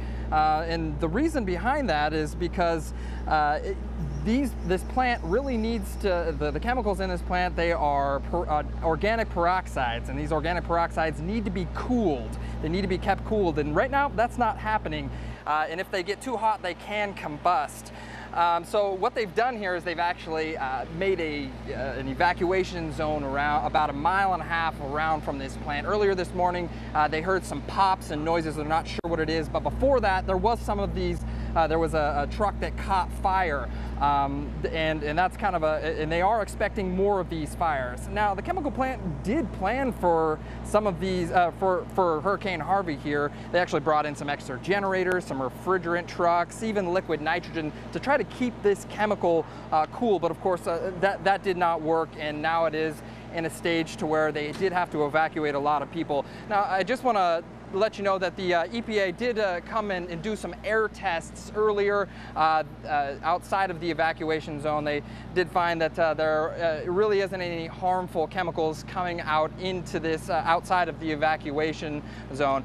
The big question right now is there's about 200 people, about a couple hundred people that have been evacuated from this mile radius around this chemical plant, and these people really want to go home. The big question is when can they go home? Well, we don't really have any answers. What we do know is that they are monitoring to see if there's any of these fires starting up again, keeping an eye on the temperatures over at this chemical plant to see if they come up. Right now, like I said, it's just a waiting game. These guys are just gonna have to hang tight and wait to see if anything does happen. And that's pretty much what we're going to be doing here. We're gonna stay out here and keep you up to date with what's coming out. I'm John Bartel reporting with KHOU. Back to you guys. All right, that was John Bartel reporting in Crosby. Hey, thank you for that update. Indeed. Okay, so the Irma chemical plant has 9 containers of liquid organic peroxide that must remain cold. So one has already decomposed. The other 8 are currently at risk of catching fire. And joining us now is Michael Wong, chairman of Chemical and Biomolecular Engineering at Rice University. Let's start with this. Should people in the area be worried about these volatile chemicals? I think that the neighborhood should be worried about what could possibly happen. Better safe than sorry. Yeah. For sure. Yeah. You know, and that's also because right now there is a 1.5 mile evacuation zone that is around the Irma chemical plant. And that's, you know, according to officials, about 200 people in the area have been evacuated so far. But there are people that have refused to leave their homes. And you say that they should be worried. Should they leave? Well, the biggest thing is that we can't really act without the full set of information. And right now the information is not out there for everyone to be able to respond to. So we have to go with what we call best available information. So the good news is that if there's such thing as good news is that there's the total amount of the organic peroxides that's there. What's not known is how much is left. Okay. And then the other concern is what are the other ingredients, those other chemicals that are in that area? And we don't know that right now. And is that because these chemical plants don't have to release or make public what exactly they're storing? I think that they probably know exactly what's there, but with all the weather events that's been happening and what's been going on, the location may be different. Yeah. And so all it's known is that it's in that area, but where it is within that site is unknown. So for an expert like yourself, really the great unknown is of the greatest concern right now because we just don't know what is left in there and the quantities of it. Is that right? Absolutely. That uncertainty is the biggest problem right now. How can you act if you don't know? And so the idea that there is some unknown amount of organic peroxides that's there left to burn itself out, we don't know how much is left. We don't know when it's going to go off. But if you do, then you can plan around that. So I would say leave it to the law enforcement agencies and the fire department to follow their lead and to build off of that. So what kind of chemicals, because we said, you know, they've got 8 containers that are currently at risk of catching fire, of this organic peroxide. What are the chemicals, if they do catch fire, that could be released into the air? Or is it all of them? You know, again, it's hard to say. We just don't know. The ingredients that are used to make organic peroxides, they're going to be on site. And many of those things are safe if used and stored properly. But in such a weather event like this, the storage capacity and how it's being handled now, no one's on site right now. It's too unsafe. And that uncertainty is really bothersome for everyone in this community. Yeah, so would you say better safe than sorry? Evacuate if you can, if you have any concerns? I would say go with your gut feeling. I would say, for me, better safe than sorry for sure. If you feel uncomfortable, what is it to, if you can, to move away for a few days and then see how things settle out. But at the end, better safe than sorry. I agree. Dr. Michael Wong, thank you from Rice University. Thanks for joining us. My pleasure. Thank you for having me. All right. Okay, let's talk about weather conditions right now. Brooks, where do things stand? Well, we've got a beautiful weekend heading our way. Gorgeous sunshine right now. Temperatures around 90 degrees. Good weather for recovery efforts. Here's a live view from the Marriott Marquis in downtown Houston. The building's standing proud. The city streets look dry in this location. In other weather bug locations, however, it's a different story. Here's a view from the St. Thomas High School in Houston. The high school looks to be dry, but Memorial Drive under Shepherd, certainly not dry. It is closed thanks to those floodwaters coming off of Buffalo Bayou. Cars diverted onto the feeder road to Shepherd. Let's talk about our forecast. We're looking at a pleasant weekend ahead. This is great news for all of our outdoor plans, beginning the recovery. Showers early next week. Now, this will make the streets wet, but it won't be enough rain to worry about. It's not going to make any of the flooding worse at all. And then we're tracking Hurricane Irma. Everybody's talking about Irma.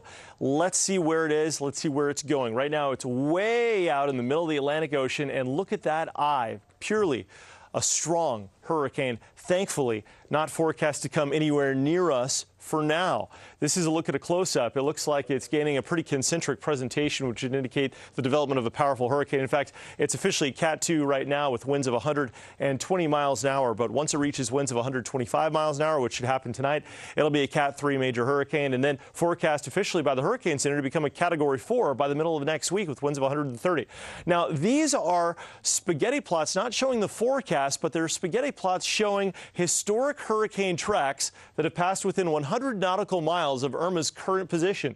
And it clearly indicates that the vast majority of them curve away out to sea safely before even approaching Houston. The only exception would be Ike back in 2008, which passed within 100 nautical miles of Irma's current position and obviously was our last major hurricane here for the Houston area. But we don't see that happening at this point. The official hurricane forecast track curves it like the other 19 out of 20 historical storms on this forecast track. That's the latest on Irma. Let's talk about temperatures around the region. It's currently 90 at Bush, 92 in Sugar Land, 94 degrees in El Campo. We'll see temperatures cooling down tonight to comfortable levels. The weather wheel, hour by hour forecast, 80 degrees by 10 o'clock under mostly clear skies. And tomorrow morning, waking up to a little bit of a taste from late summer, early fall, with morning lows flirting with 69 degrees, the 60s. And that alone, I think, is an achievement considering how hot it's been, especially before Harvey came to town. Harvey right now, a remnant low, bringing flooding rains to the Ohio River Valley in Kentucky, also tornadoes to North Carolina, heavy rains off of Florida's coastline. But for us, we are high and dry, now focusing on the Gulf of Mexico. And I'll show you why. Right now, partly cloudy skies, a beautiful afternoon. But you see all this mess? This is a remnant frontal boundary, and that's where we could see a system developing over the next couple of days. Now, thankfully, because we are in this post-Harvey pattern, whatever forms down here is going to get picked up by this cold front and swept away. So while we'll likely see some overrunning showers for the day on Tuesday and maybe into Wednesday, producing wet streets, maybe a quarter to a half inch of rain, any major flooding rains are not in the forecast. And in fact, this north flow is going to make it feel very pleasant. So in the 7-day forecast, we'll see high temperatures pushing the low 90s for the next couple of days, which is a lot better than highs around 100, which is what we saw before Harvey came. And then look for highs around 80 on Tuesday, thanks to the cloud cover and the rain chance along with the north wind. After that, it's looking pretty good. Look at those morning lows. low to mid 60s, highs in the 80s. So a little bit of a taste of fall, crossing fingers that Irma follows the tracks of those other 19 out of 20 historical storms and just completely stays out of the Gulf of Mexico. That at this point looks to be the most likely scenario. So that's good news so far. Yeah, the silver lining here, the temperatures cooled down a little bit. This is not typical August, September weather. So thank you, Brooks. We'll take what we can get at this point. Yes, and here at KHOU, we are listening to your questions. In minutes now, the big one. Which roads are open and which ones are not? We now face another one of our challenges. But the thing that I know about this city is that we will always rise to the occasion. This is one of those times when Houston comes together, bands together, supportive of one another. This is Houston. This is who we are. This storm has not redefined who we are. If anything, the storm has made us even stronger and prouder to be Houstonian. Texas, our Texas, all hail the mighty state. Texas, our Texas, so wonderful, so great. God bless you, Texas, and keep you brave and strong, that you may grow in power and worth throughout the ages long.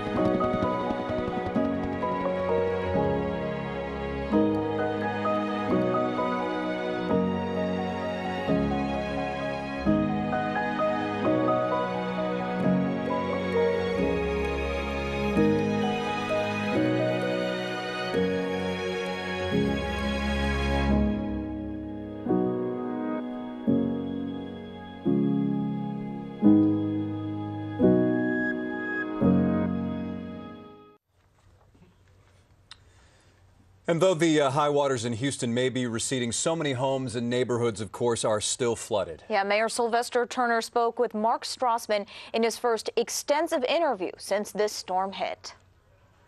Every one of these disasters is a learning experience. True. And it reminded me that, Mike Tyson said, everyone's got a plan until you get punched in the mouth. The city got punched hard. We've been punched before. Anything you wish you'd done differently? No. Well, let me put it this way. You can always improve, and we'll sit down and we'll assess what we could have done better. City certainly does need more assets, high water vehicles, high water trucks, high water boats. First responders need more equipment.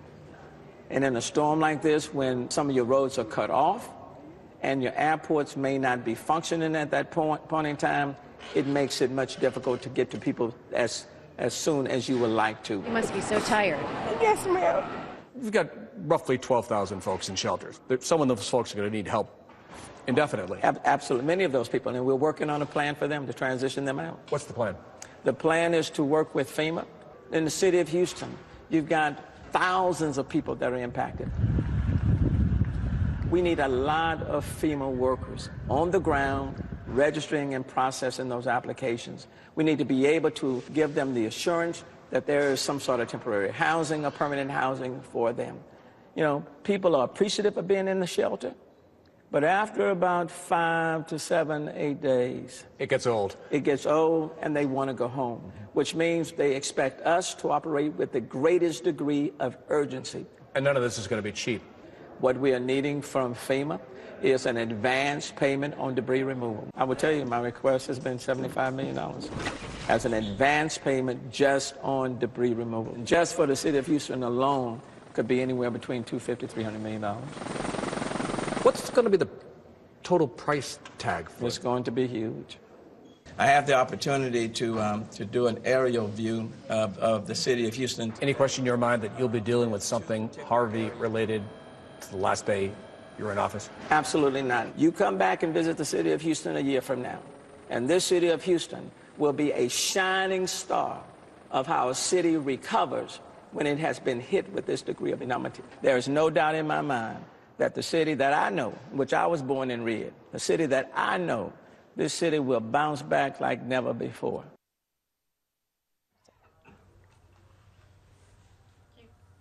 All right, thank you so much, Mark.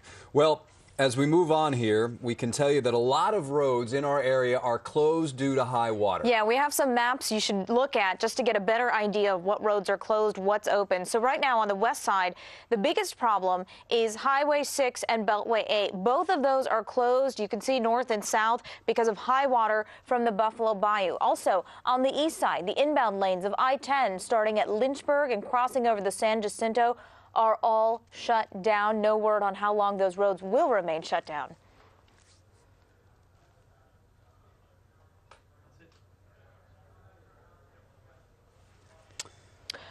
All right, so thanks for staying with us. We're at 4:30, and I'm Rekha Muttaraj. And I'm Jason Bristol. Let's start now with our top headlines at 4:30, including President Trump will be in Houston tomorrow. Ahead of his visit, he declared Sunday a national day of prayer for victims of Harvey. And Governor Abbott wants everyone to know there is plenty of fuel in Texas. Just in case, though, fuel is being brought to Texas from other states. The pipeline that runs between Texas and Oklahoma has been reversed. It is now running gas from Oklahoma straight here to Texas. And officials continue to warn of the dangers of floodwater. The water from Harvey is 125 times more contaminated than what is considered safe. Officials are reminding you to wash your hands constantly. All right, and as the bayous continue to rise, there are still people who are under an evacuation order. Melissa Correa is live on the west side where she's been talking to folks out there who are now being forced to leave their homes. Hey, Melissa.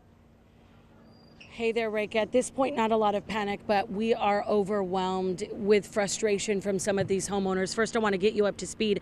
Earlier today, Mayor Turner's asking for a voluntary evacuation. Stick with me. I'm going off my memory. We're going south of I-10, west of Gessner, north of Briar Forest, and east of the reservoir. Everyone who's in that area, including the neighborhoods of Thornwood, Thornwood 2 and 3, you are asked to voluntarily evacuate by today. The mayor said he's not opposed to mandatory evacuations. This also includes folks living in apartment complexes. You can see that quite a few apartment complexes like this one still have some standing water on the first floor. And for the most part over the last few days, people on the second, third, and fourth floors of apartments out here have kind of weathered the storm, so to speak. But because of the dangers that are in the water, one, the major health concerns that you all were just talking about, two, down power lines. There isn't electricity in this area. And then three, the possibility of things like gas leaks. They just want to get everybody out here. It's safer for first responders and safer for folks. These guys, fortunately, hi there, you're live on KHOU 11, are working to salvage everything they can. I'm going to approach. Please let me know if I'm invading your space. I know it's been a long day. How are you doing, Richard? We're fine. I'm helping a customer out. I know he needed the help, so. Richard's with U-Haul. You are the customer, sir. What floor of the apartment complex did you live on? Well, I feel fortunate. I was on the second floor. And at this point, I'm guessing you've caught wind of this voluntary evacuation now for the area. Yeah, it seems kind of a little bit, unclear. Mandatory, voluntarily, I don't know. They've been kind of sending mixed messages. At this point, where are you going to go, sir? I'm in a hotel at the moment, and then I'm going to go to another city. You had kind of done what they had asked you to do, which was if you don't have water in your home, stay inside. Being on the second floor, I'm imagining that was the case. But now that it's on the first floor of your complex, they're asking you to get out for as many as 15 days in the area. See that? I didn't know that. Thanks for that information. I'm so sorry. I know you're sweating. The heat is on out here. I'm going to let you get back to it. I'm so thankful you have help. I'm glad you're safe. Give me your first and last name. First name is Dan. Last name is Blanchard. Dan Blanchard in West Houston is safe, and he is able to salvage quite a few of his things with the help of Richard from U-Haul. I will tell you, at the start of this, we talked about the frustrations in the neighborhood. Listen, Mayor Turner said today only those who have water already in their homes need to get out. And I'm desperately hoping someone at KHOU, someone who has access to Mayor Turner today, can ask some questions for us, because I just got bombarded by residents. I could feel their frustration and their anger. They said, listen, we had water in our homes Monday. All of us tried to get out on our own Tuesday. They say up until today, there's been no professionals out here, no boaters out here. We're trying to get some answers. They say they should have evacuated days ago, and we wouldn't be in this rescue operation. That is what is happening right now. We have authorities blocking off the area. They're not allowing people in to go access things that they stored on the second or third floors of their homes or their apartments. At this point, only people out. The few National Guard trucks that we've seen come out have some people. Many of them are coming from apartment complexes. They also include pets that might have been just left behind or lost their way in the storm. And so we're trying to get answers for that. Neighbors are also fearing that some folks in these Thornwood neighborhoods may have stayed home to weather the storm because there wasn't any sort of evacuation before today. And this afternoon, I just got word that some neighbors are fearing that their neighbor next door may have not made it through the storm. We saw an ambulance come this way earlier. We lost track of it once it went towards Eldridge, and we're hoping desperately that's not the case, because I think a week into this, it'll be a week tomorrow. We just need good news every single day. And so to hear the threat of something bad inside one of these homes, it sets me back 3 steps at least. And so this is the situation. Again, if you live south of I-10, west of Gessner, north of Briar Forest, and east of the reservoirs, you're asked to get out today. Take everything you possibly can. Find a friend, find a family member, go to a shelter. Guys. Thank you, Melissa. And really, that's what we're trying to do here, is give people the most up-to-date information that we have so that they know what decisions they need to make, the right ones for themselves and their families. And as the storm has passed, the death toll sadly has continued to rise. I really hope it stops at some point. Hopefully that person that Melissa was talking about will be okay. No doubt. Yeah, in the meantime, you know, throughout all of this devastation that we've seen over the past week, we are learning about the heroes who are truly standing for Houston. And they are heroes, and they are committed to helping families impacted by Harvey. One is a Chick-fil-A manager. That's right, a Chick-fil-A manager who goes above and beyond when he hears about a family who needed help. And now, sharing his story, it's Michael Khou. In Ponderosa Forest on the north side of Houston, people are getting back in to clear out their damaged homes. But one family is still thinking about the people they met while making their escape. As fans blow fresh air into J.C. Spencer's house, his ruined belongings are being brought out. Here's the water level there, between 4 and 5 feet, I think. J.C. and his wife Karen were trapped on the second floor of their Houston home at the height of the floods as the waters rose. And hour after hour, they couldn't get through to rescuers. So I just called Chick-fil-A and ordered 2 grilled chicken burritos with extra egg and a boat. That wasn't on the menu. But sure enough, the boat arrived. An employee at the store sent her husband. They were joined by 2 other men on jet skis. I just had them break those doors open, and so they came on through here. That's when J.C. took this photo of Karen. She said, I never dreamed I'd be leaving my house in a boat. But they both did, with their belongings on the larger craft and the couple on jet skis. They made it to dry land. An experience that makes digging through the destruction. That's my 2 granddaughters. That picture is quite damaged. Just a little bit easier. I'm sure we have become fast friends for life. Though J.C. did have to wait for those 2 burritos. It was 2 days late. I'm glad they put the boat first. In Houston, I'm Michael Khou.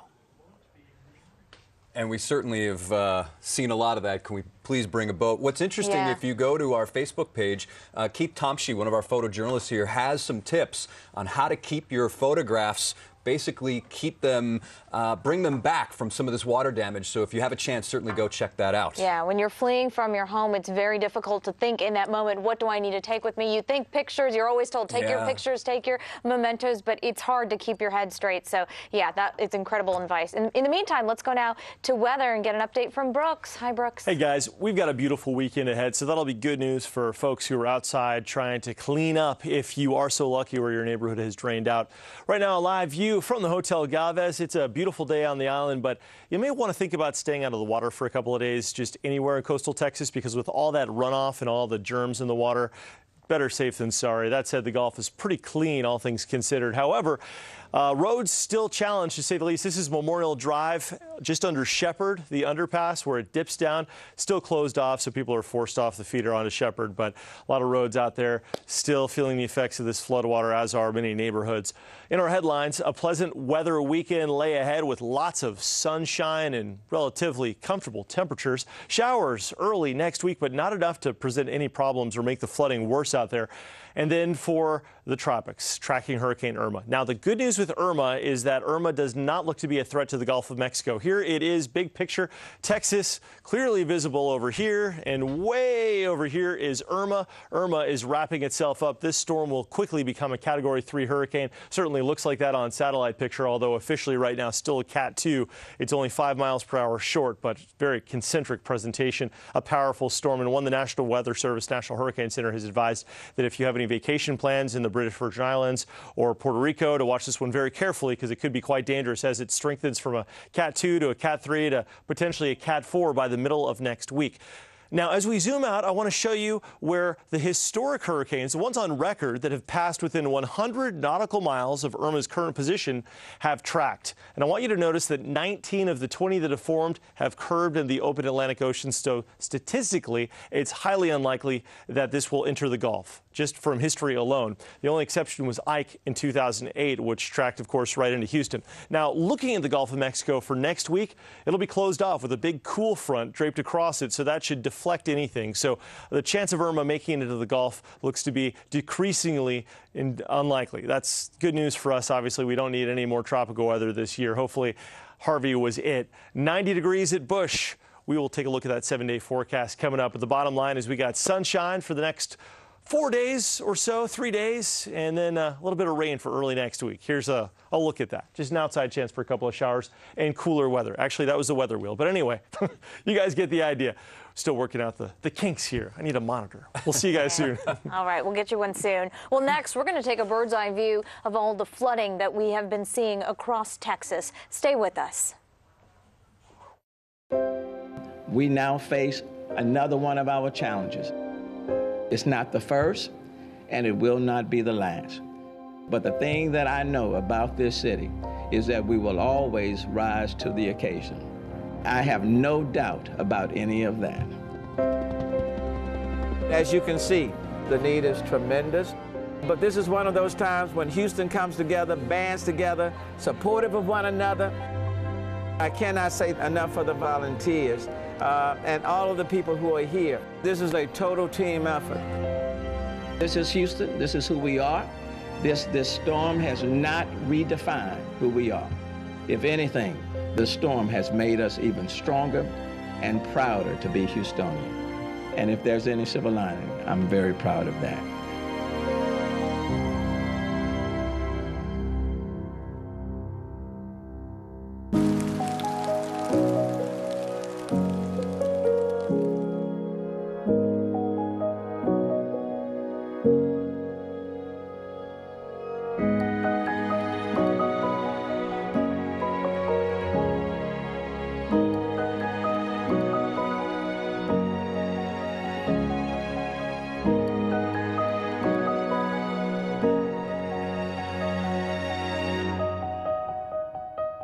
Texas, our Texas, all hail the mighty state. Texas, our Texas, so wonderful, so great. God bless you, Texas, and keep you brave and strong, that you may grow in power and worth throughout the ages long.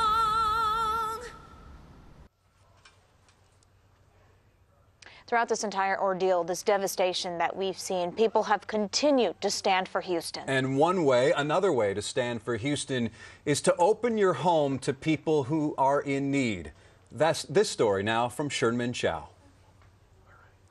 We are standing on one of the many streets in Meyerland that Harvey turned into a river and then a lake, talking to one of the many ordinary people who did something truly extraordinary that day. Late Saturday night, the water started rising up over the curb and onto the lawn. We had a plan with some neighbors in one-story homes that they would come to our second floor. And then at what point did you say you're going to go out in these floodwaters? I can't remember how it started. My husband and I had both kayaked people out of their homes further down during the 2015 Memorial Day floods. Maybe someone called me for help, or I went to go out while my husband worked on the house. And through the morning, I got telephone calls asking me to take people's elderly parents and so on from our block and the next block, because we were the only house with 2 stories. And a kayak. And a kayak. And you start with one kayak and you made a little train? Yes. Eventually, one of the neighbors brought an inflatable kayak. I tied it to the back of my kayak and was able to tow it so I could pull 3 or 4 people at once. And then later in the day, towards noon, I borrowed another kayak from down the block. So at a certain point, we had three kayaks going. Can we walk inside and show me where everybody, quote, hunkered down? How many people were up here? Including my family, there were 38 people and 8 pets, excuse me. We were here until the afternoon when the Houston Police Department's dive team came with 3 boats and evacuated all of us. The National Guard evacuated us from the West Loop to George R. Brown. Obviously it was scary, but the thing that sticks out most to me is the help that we've gotten from friends and neighbors and strangers. That what we did as a group of people was totally ordinary. But you would only do this interview on the condition we did not tell anybody who you are. Why is that?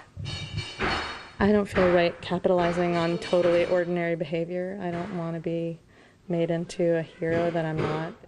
Thank you.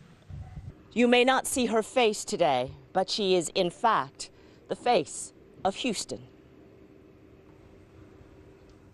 Wow. Yeah, that is pretty cool. And the fact that she did not want her face on camera shows so much about her wanting to open up her heart to strangers. That's incredible. Speaks volumes. Yeah. Okay. Well, coming up next, we're going to hear from another victim of Harvey, former Mayor Bill White. Stay with us. We now face another one of our challenges. But the thing that I know about this city is that we will always rise to the occasion. This is one of those times when Houston comes together, bands together, supportive of one another. This is Houston. This is who we are. This storm has not redefined who we are. If anything, the storm has made us even stronger and prouder to be Houstonian. Texas, our Texas, all hail the mighty state. Texas, our Texas, so wonderful, so great. God bless you, Texas, and keep you brave and strong, that you may grow in power and worth throughout the ages long.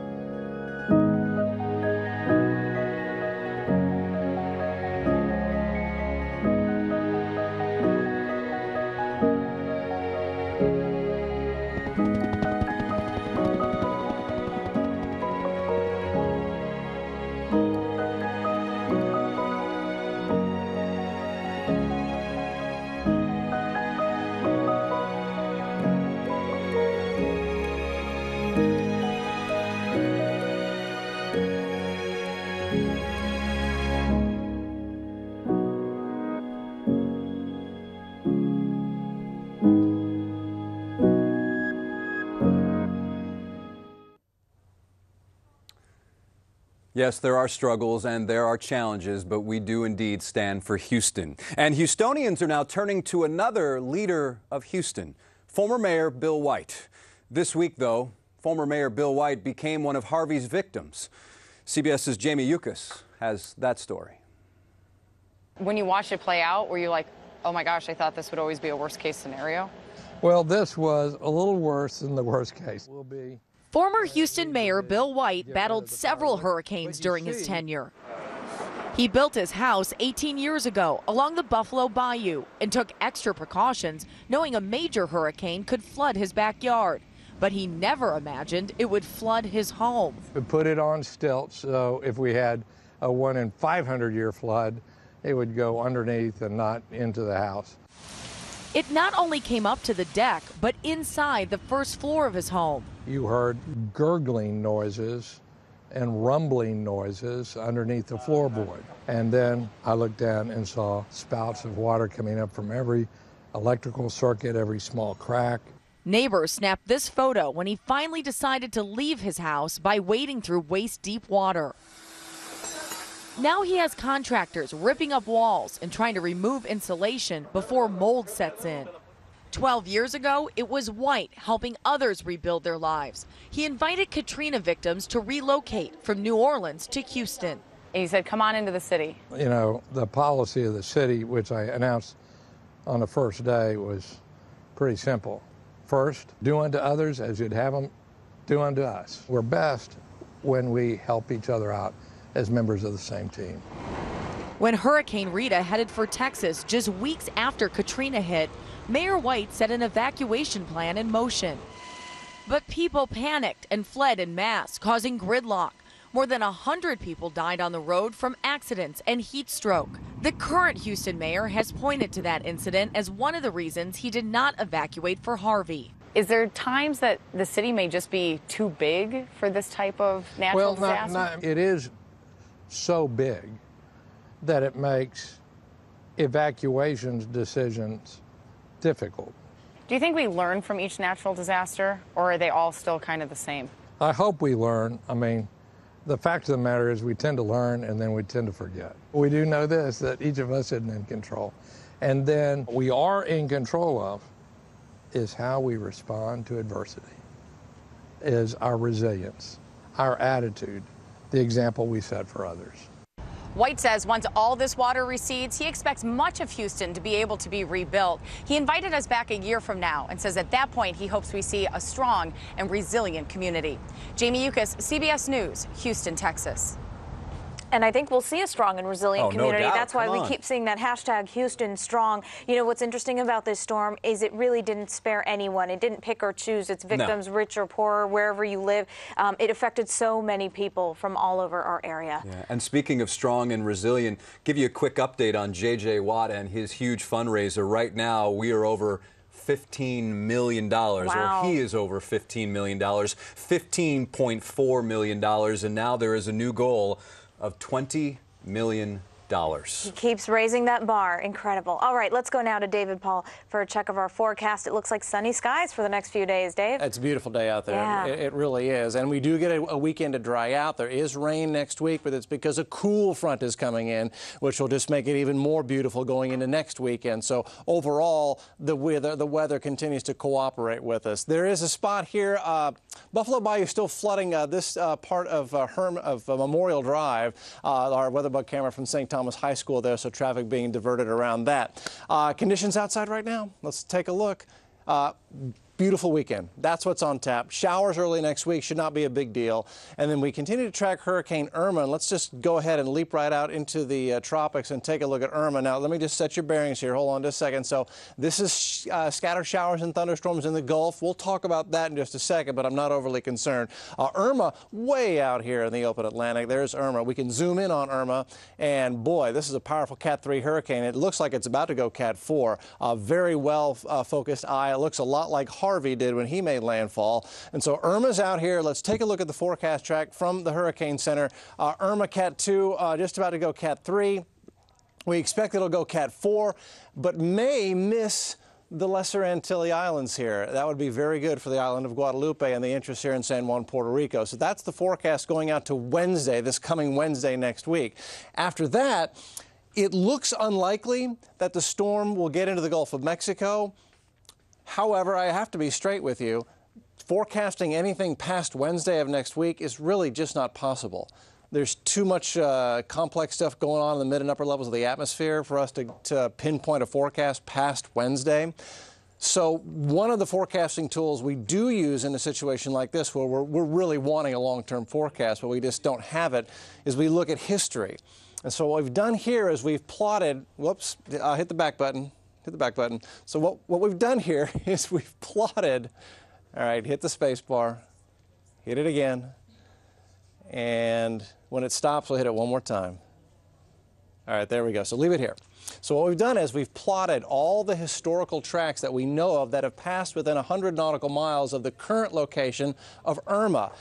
And what we get is almost all of them have ended up going north into the open Atlantic Ocean. Only one of them that we know of long tracked all the way across Cuba into the Gulf and actually hit Houston. That was Ike in 2008. So it's not a guarantee that it won't get into the Gulf of Mexico, but it looks, based on history and based on what we're seeing at the moment, it looks unlikely. All right, now let's look at what's going on closer to home. We've got scattered clouds across the area. It really looks good. We can zoom out and you can see what's going on in the Gulf of Mexico. And we've got scattered thunderstorms out here, and something may try to fester down here of a tropical nature. In fact, as we move forward to the next frame, you'll see that we are monitoring this stuff down here, but it doesn't look like anything's about to explode as far as a tropical system down here. And as we push forward in time, you'll notice this. See this cool front? Here it comes. And so it arrives in the middle of next week, but that should, as it continues to push out into the Gulf, block what's ever out here from getting into Houston. Now, going into Tuesday of next week, we do get some rain around here, but it doesn't look terribly heavy. And in fact, as we go forward in time, this will result in a north wind and cooler weather going into next weekend because this is a cool front pushing in. So now zooming back out, you can see how that front pushes way out into the Gulf by Thursday, and that should pick up and get out of here whatever may try to form in the Gulf of Mexico. So this is a good forecast for us right now. All right, let's move forward in time and look at what's going on here locally. It's 90 in Dayton, Push is 90, Sugar Land's 92, Conroe's 90. Take a look at our weather wheel, and we'll spin it, and it looks pretty good. 80 by 10 o'clock. We're 74 by 1 a.m. Spin the wheel, and we end up with temperatures that could drop into the upper 60s tomorrow morning. So this pleasant weather, especially by 1st of September standards, looks really good outside. All right, the extended forecast. Nice weekend to get in there and dig out. 20% rain chance Monday, 40% rain chance Tuesday, 30% rain chance on Wednesday. That's as that front comes in. See how the wind shifts from southeast Monday to north on Tuesday and north at 12 on Wednesday. And then lovely weather with lows in the mid to lower 60s going into Thursday and Friday. Overall, that is a very good looking 7-day forecast. Weather continues to cooperate, gang. All right. Thanks, Dave. Thanks for the update. Hey, we want to give you a quick update on something we're just hearing right now. The Harris County Fire Marshal has said that a big white plume of smoke is seen coming out of Crosby. We have Air 11 on the way to investigate this situation. Of course, we're assuming that this is close to the Arkema chemical plant where they have those containers of liquid organic peroxide. There is a worry that a risk that they could catch on fire. Some people have evacuated in that area, but again, Air 11 on the way. We'll bring you updates as soon as we get them. And in the meantime, one of the places now open, much like the Houston Astros, is the Houston Zoo. It's finally back open after being closed due to the flooding. Elena Nearing went to check it out. Is for the birds. Ostriches, to be exact, and also the gorillas. Gorilla. A popular spot among zoogoers, young and old. And this is the first time in about 7 days that we've been open. The line was dozens deep at 9 a.m. when the Houston Zoo welcomed visitors with $5 admission. We know people have been cooped up for a week, ready to get out and do something positive. I got that mommy one. That connection between people and animals is something that you know, it transcends so many other things, cultures, and that's one of the magic things about the zoo. We know, and you can just see immediately the joy and the excitement in the eyes of the kids who are coming in. And we know, the things that they've been through in the last week hopefully can melt away, and this is going to be, again, a beginning of that healing process for them and for all of Houston. And it's not just people that'll need some time to adjust. A lot of them were not understanding why they couldn't go outside, and so our protocols, we lock the animals in 24 hours prior to the storm setting in. So when we were able to let them outside on Wednesday for the first time, it was exciting to see. Like the tiger, she went out and she just started running. And what seems to be a theme of positivity throughout the city. First day that I opened it up and there was no rain, it was just this celebration going outside. And when the first peak of sunlight was coming through, all the staff went outside. They're like, there's sun outside. Elena Nearing, KHOU 11 News. Super quick one. All right, so we're going to break down Harvey by the numbers because we're starting to get some of those official numbers that are coming in right now. Let's take a look. The Harris County Flood Control District says as many as 1 in 10 structures in Harris County has flooded. And moving on, 30,000 or more have been forced from their homes. That is some statistic right there. Yeah, and the Flood Control District says an area 6 times the area of Washington, D.C. was inundated with floodwaters. It just gives you the scope of just how enormous this storm really was. Right, Dave? World record. Well, at least United States record. I mean, this is it. We have not had, in recorded history, a heavier rain event ever in the United States. So to say this one was at the top of the charts is an understatement. It is the top of the charts, even beating the heavy rain events that have happened in Hawaii with more than 51 inches of rain for a storm total here. So odds are this won't happen again for a long, long time. Those are just odds. We'll continue to take it one day at a time. Davis, hit the backspace bar. Yeah, let's just put up the extended forecast. That should come up if you hit that back button. Okay, we'll just go forward then. The bottom line is, as we flip through the graphics here, things are looking good as far as weather-wise. There's no more rain coming. Let's go ahead and move through it. Headlines look like this. Pleasant weekend weather. Showers early next week will not be a big deal. Tracking Hurricane Irma, and this is Irma way out here in the open Atlantic, and Irma is really cranking. A strong Category 2 on the verge of becoming Cat 3. But that will threaten the islands of Guadalupe, and then, hold right here, and then it's most likely that Irma will go into the Atlantic. Now, computer model forecasting past Wednesday on this hurricane is just not possible. Anyone that tells you they can forecast that after Wednesday is just not telling the truth. There's too much complicated stuff going on out here. But what we have done is we've plotted every hurricane that we know of that has passed within 100 nautical miles of where Irma is right now. And these are all the tracks. And so over the years, you know, Danielle and Tropical Depression number 6, and there's Fred, and they all went into the Atlantic Ocean, all of them, except one.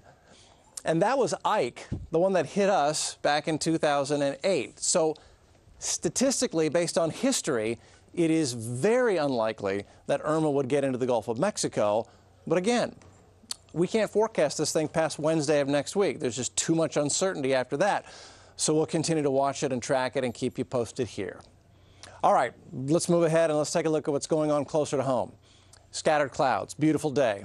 Zoom out, and we've got this stuff in the Gulf, but this stuff in the Gulf at the moment does not look like it's going to become a problem for us, as we've got a cool front on the way that should keep it away from us. All right, there's your weather update. And we're going up and down the streets, assessing damage and looking for any stragglers that may be out there. I simply do not feel comfortable with you remaining in your homes with water. Just hoping that they're out, hoping we don't find anything. FEMA has received more than 350,000 requests for assistance. I've been waiting for 4 days. It's only been 30 minutes. We have to stand in line, but it's a blessing that we ain't in getting water.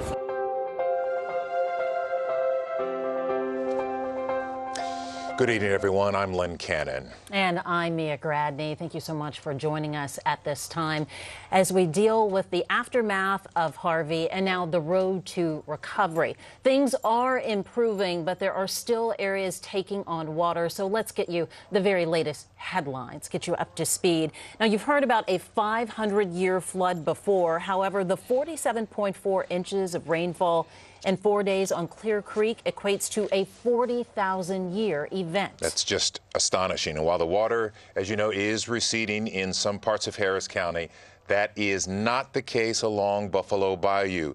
Beneath 45 in downtown Houston, it looks like a raging river. The bayou above its all-time peak there, sitting at 62.7 feet. Harris County Flood Control District says it's going to be like that for some time as water from the Addicks Reservoir flushes into the bayou. Officials estimate this could remain like this for up to 2 weeks. And only 28.4% of Harris County homes in flood-prone zones carry federal flood insurance. All 13 of the Houston area counties are in the same situation. Harris County is actually better off than many other areas hit by Hurricane Harvey. Overall, less than a third of flood-prone homes in the Houston area carry federal flood insurance. As we take a look at a map here, Mia, you can see these are the areas that are affected, where the water is still rising. This is the evacuation chart, and we heard Melissa Correa explain this thoroughly. But you can see the borders are the freeway, south of the freeway, Highway 6, Briar Forest, and Gessner.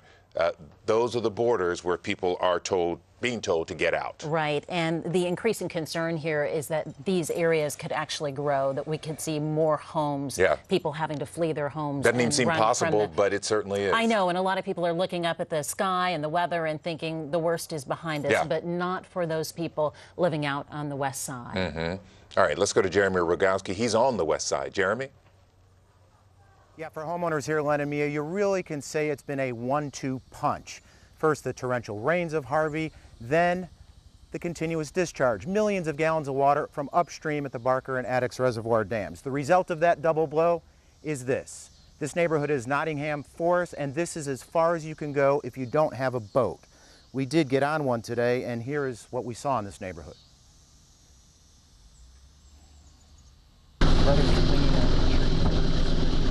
As you can see, a river has run through it. Just utter destruction, home after home after home, street after street after street. In this one small neighborhood itself, we're probably looking at several hundred homes. That gives you the perspective of what's going on. That's also why Mayor Turner has issued a voluntary evacuation order for anybody who still may be here riding it out. This undoubtedly will take not weeks, but months, if not even longer, to recover. Yeah, I mean, all we were able to really get out with was what we could float out on a little toy raft. I mean, we had some clothes. My kids grabbed the dogs, and we got help from some people with a canoe. So we floated out what we could. To flow out what they could, hours and hours and hours of runs going in and runs coming out of boats. This is actually the first time where we haven't seen a boat on this street. Again, as we mentioned, the Army Corps of Engineers will likely release more water downstream here for the next 2 weeks, 15 days to be exact. The big question is, how much more can the Buffalo Bayou handle? We did talk to some homeowners here. They said it actually has receded a bit, but it's going down very, very slowly. And the kicker to all of this, most homeowners here, we're told, did not have flood insurance. Standing for Houston, I'm Jeremy Rogowski with KHOU. From bayous to rivers, there are rivers still on the rise at this very hour. We want to check in now with Jason Whiteley, who is live in Brazoria County. Jason? Yeah, Mia, right now we are still very much in the response phase of what happened here a week ago now. Recovery has not yet begun. We're in the Richwood, city of Richwood, not the Richwood subdivision, the city of Richwood. This is just northeast of Lake Jackson in Brazoria County.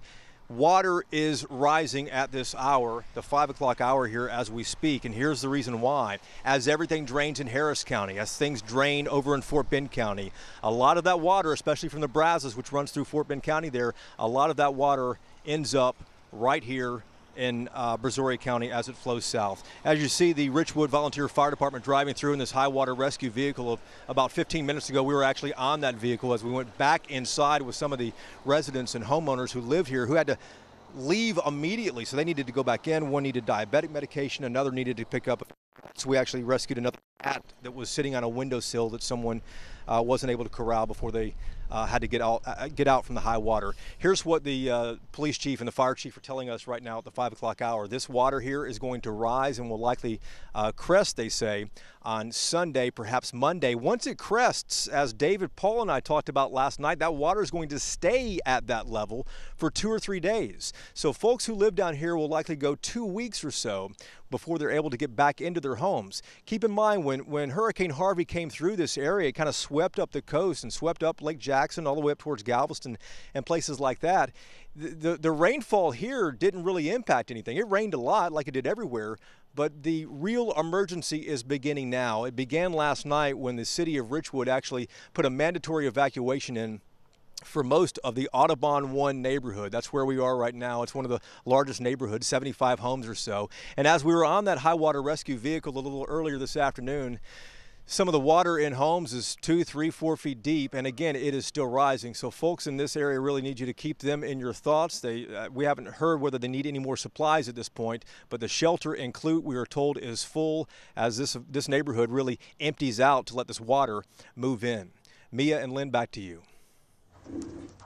It's so tough. Jason Whiteley out there in Brazoria County. The water keeps rising, and so do people's concerns. Yeah, the one thing we don't have to worry about, fortunately, right now is the weather, David Paul. In fact, it's going to get cooler and it's going to stay dry. It is going to stay dry through the weekend. We do have rain chances next week, but that's because a cool front's coming in, and it doesn't look like anything that will create any new flooding problems. This is the Buffalo Bayou situation. Here we are right now at 70.4 feet, and it is forecast just to stay at the level it's at. Maybe it could drop an inch or two, but unfortunately, folks along Buffalo Bayou, 10 to 15 days. That's how long it's going to stay above record flood stage. And look at this. Memorial Drive here is flooded as it heads west, and that's all from flooding along Buffalo Bayou. So that will be impassable for the next 10 to 15 days.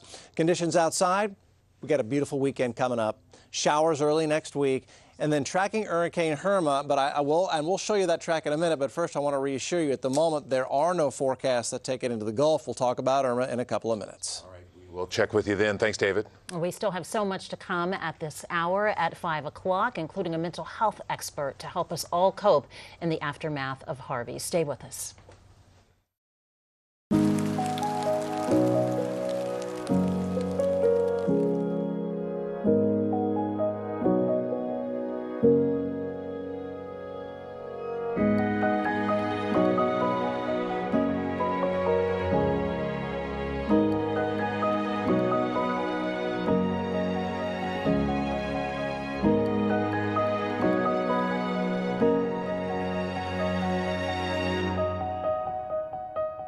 Texas, our Texas, all hail the mighty state.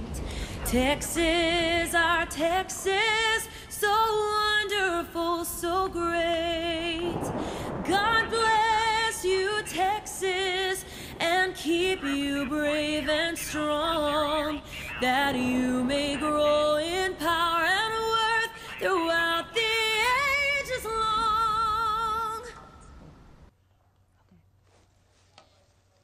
Welcome back as we are dealing with Hurricane Harvey's aftermath. You know, a lot of people in Houston's immigrant communities are concerned when they show up at shelters because of their immigrant status.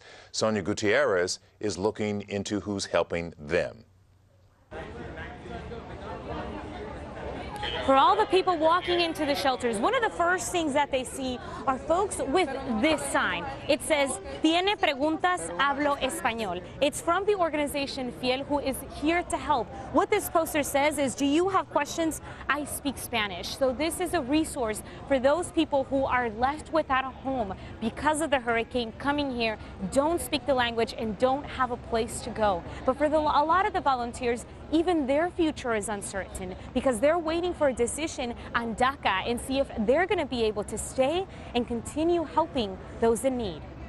As an undocumented immigrant here in the city of Houston, we had the physical storm, which was Harvey, but then we had the internal storms, which was SB4 and DACA. And so all these pressures amounting, I mean, they can be very tolling on people. Although for today, the organization has not been allowed inside of the building, they're still using their resources outside to give people information in the language that they understand. From here, they're going into the communities that they know need it most. Guys, back to you. All right, so there's Sonia Gutierrez talking about the help of those undocumented who are showing up at shelters who may have some concern. There is help for those folks at the GRB, and I would assume at all of the other large shelters all around the city. You know, from shelters to evacuation zones, we have crews spread out across the area impacted by Harvey. Let's see what they have. All right, so here's the situation in Crosby. It's sort of turned into this waiting game. We're outside of the Crosby Fire Department, and inside you can see that the firemen here are just kind of on standby. They've been getting all of their gear ready, piling up just in case something bad does happen here. And the reason they're on standby is because they've been told stay away from this plant. The evacuation zone is about a 1.5 mile circumference here, and the reason they're being told to stay away is because it's dangerous. They've already had some fires out there earlier. One of the refrigerant trucks caught fire earlier, and they've heard some popping, loud noises this morning.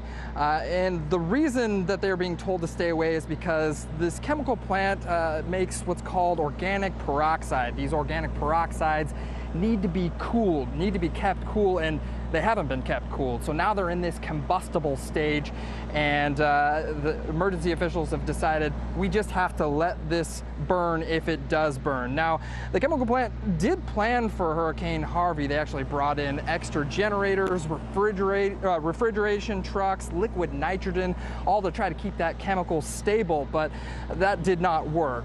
And so that is when they decided to evacuate people that were surrounding this area. And right now there's about 200 people that have been evacuated.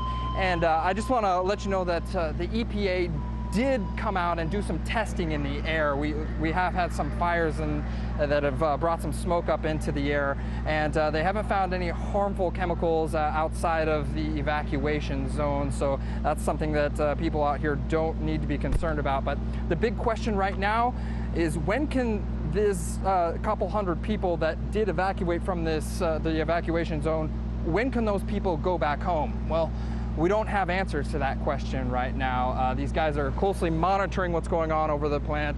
They've been watching to see if temperatures are rising over at the chemical plant. And if it does catch fire, they are just gonna let it go. So that's what we're gonna do, is we're gonna stand by with them, give you the updates as they come along. We're out here in Crosby. John Bartell, KHOU News. Alicia Nieves here in Katy Mills, and we are at a staging area right outside the Burlington and Sun and Ski Sports, and this is where we are seeing thousands of dogs coming in, getting rescued, getting treated. These are dogs who were found on the side of the street. These are dogs who came from families who had to surrender them, families displaced by floods. They're coming here to get treated, get checked out, and then they're getting transported by this line of cars. Again, this is Katy Mills right outside the Burlington. These cars are taking these dogs to two different places, to Austin and Montgomery County. Montgomery County, those are the dogs that they believe were surrendered by their owners. So we need more drivers out here. They're going to be here all day. Volunteers from Austin Pets Alive, volunteers from as far as New Mexico are here. This is a community effort. Hundreds of people are here, but we need more donations. AustinPetsAlive.org for the latest list. Come out here and help if you can. Again, in Katy Mills, right outside the Burlington. You can't miss us. I'm Alicia Nieves in Katy Mills. Now back to you guys. Hey guys, I'm here in Ponderosa Forest on the north side of Houston, where people are finally getting back in now that the waters have receded, but they are having to make those tough decisions about what they need to throw out versus what can be saved. Now, I'm going to step out of the way here, and I want to take you on a little bit of a walk here. There's a lot of debris that people have been just bagging up in garbage bags to get out of here, and a steady stream of cars coming down the block as people run in and out for supplies. Of course, this neighborhood was under at least waist-deep water during those floods, and a lot of furniture, things like that, cannot be saved. You can see all this piled out here at the curb. This family here actually had to be rescued from their home on jet skis. The water was so deep. It's really a terrible situation. You can see, of course, people over here are making those tough decisions about what they need to throw out versus what can be saved. So I'm going to keep you updated on the situation here, but for now, we'll send it back to you. All right, and let's get straight to breaking news happening right now out of Crosby. We have a chopper flying over the area of the Arkema plant. If you recall, that's the plant with a very delicate situation that we've been following there. You can see the white plumes of smoke coming here from one of the facilities there on the ground. If you recall, 2 nights ago, we had some explosions there at the plant, and we were told by officials for Arkema that they likely were going to expect more, and here we are. We're working to find out exactly what's happened here, but Arkema houses liquid organic peroxides to make resins, and which is basically plastic. And these are all very highly combustible, highly flammable materials, but they're saying they're going to let this burn off. They're working to get into the area if possible, but that's been the challenge, getting there into the plant because of, one, the conditions that have remained since Harvey. So we're going to keep following this. You can see the smoke there. They had evacuated the plant, so hopefully no one is still in harm's way here. Yeah, I don't think anybody's still in harm's way. They've been planning for this. In fact, a 1.5 mile radius around the plant has been evacuated. There was up to 40 inches, I believe, of water, or maybe more. I think it was actually more than that was in the plant, so they couldn't get in. Officials knew that this chemical, which needs to be refrigerated, they lost refrigeration because of the flooding, then they lost the backup generator, so they knew this chemical was going to be volatile, subject to heat, and therefore we are witnessing some of this happening now. They said it would either be explosions or potential fires. We had one a couple of days ago, as Mia just mentioned. So now here we are watching this scene play out. We're still waiting to find out when officials will be able to go in and perhaps deal with these containers where the chemical is situated. So far, no word on how they're going to handle that. They may just let it all play out and let it burn or brief explosions or whatever over the coming days. All right, so we have with us a licensed professional counselor right now as we stay with these pictures for you. Bill Prasad, thanks for being here. This traumatic event for so many people, what's the first thing you say to people under these conditions? You try to instill a sense of safety and stability. There's nothing you can really say that will make it all go away. But as a crisis counselor, you really don't do counseling. You go in, you try to stabilize them, you provide them with education, and then you make sure they know there are resources to help them. I think sometimes it's just hard for people to even have the conversation. You know, I have family members of my own who at times have been very quiet, and you worry yourself by asking, am I making it worse? Is it good to start that conversation with family members, with friends, even though they may perhaps be a little bit quiet and you a little unsure about where they are right now?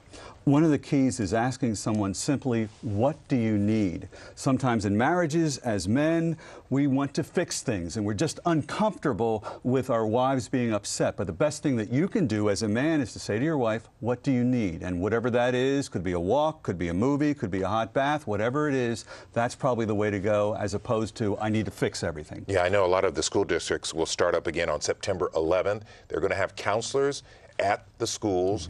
What are the counselors, how do you approach children with this?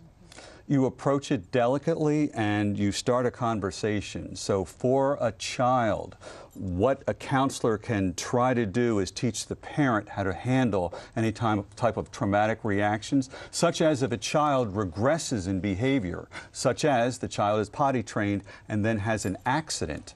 That's an indicator the child is under a great deal of stress.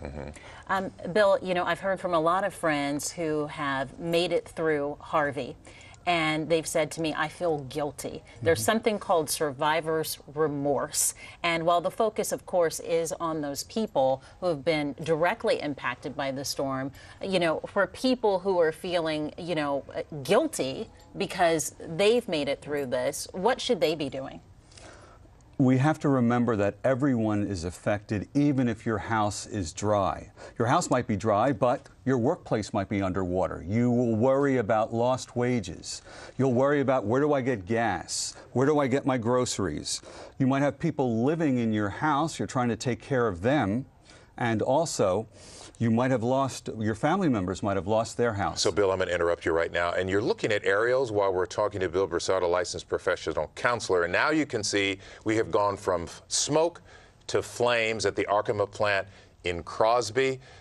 This is what officials have been worried about. I think this is the worst in terms of flames that we have seen since all of this started. A couple of days ago, we saw some flames and some dark smoke, but it was very early in the morning. Here it is daylight, so we get a good look at what is actually happening And Chopper there. wasn't flying at the time, Right. so we couldn't get as close to it. Those explosions may have been just as bad, but we just didn't have the visual on it because of the conditions and the time of day that it happened at. And this, I mean, this looks like it is raging pretty strong here. Crosby Fire, obviously aware of the situation. They've been monitoring it the entire time. Also, Arkema has an internal group obviously, that worries about the safety there at the plant as well, and any emergencies that are happening. So, and we've heard that they're just going to let this burn off, that once it burns, that it doesn't pose a threat to people. But, you know, sometimes that's hard to hear when you're there in the area and you're hearing about exactly what's inside that plant. Part of the concern has been what would be the toxic effect of the smoke that is now spreading in the area. There have been reports of some deputies who have felt like either skin rash or lungs burning because they are there monitoring the situation.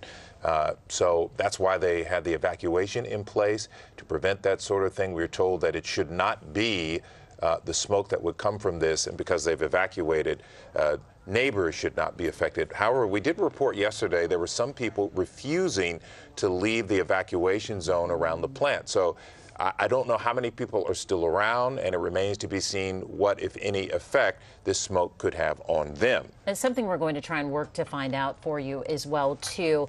Are these explosive materials in several different facilities? Because as we're getting a good look here at the plant from an aerial perspective, we're seeing several different buildings. So are we talking about one structure where we're seeing the flames right now and the thick black smoke? Or are we talking about practically every structure here on the grounds of the Arkema plant? My understanding is that there are 8 or 9 different areas where the chemical is located, and they're waiting for each one of them to burn like we see here.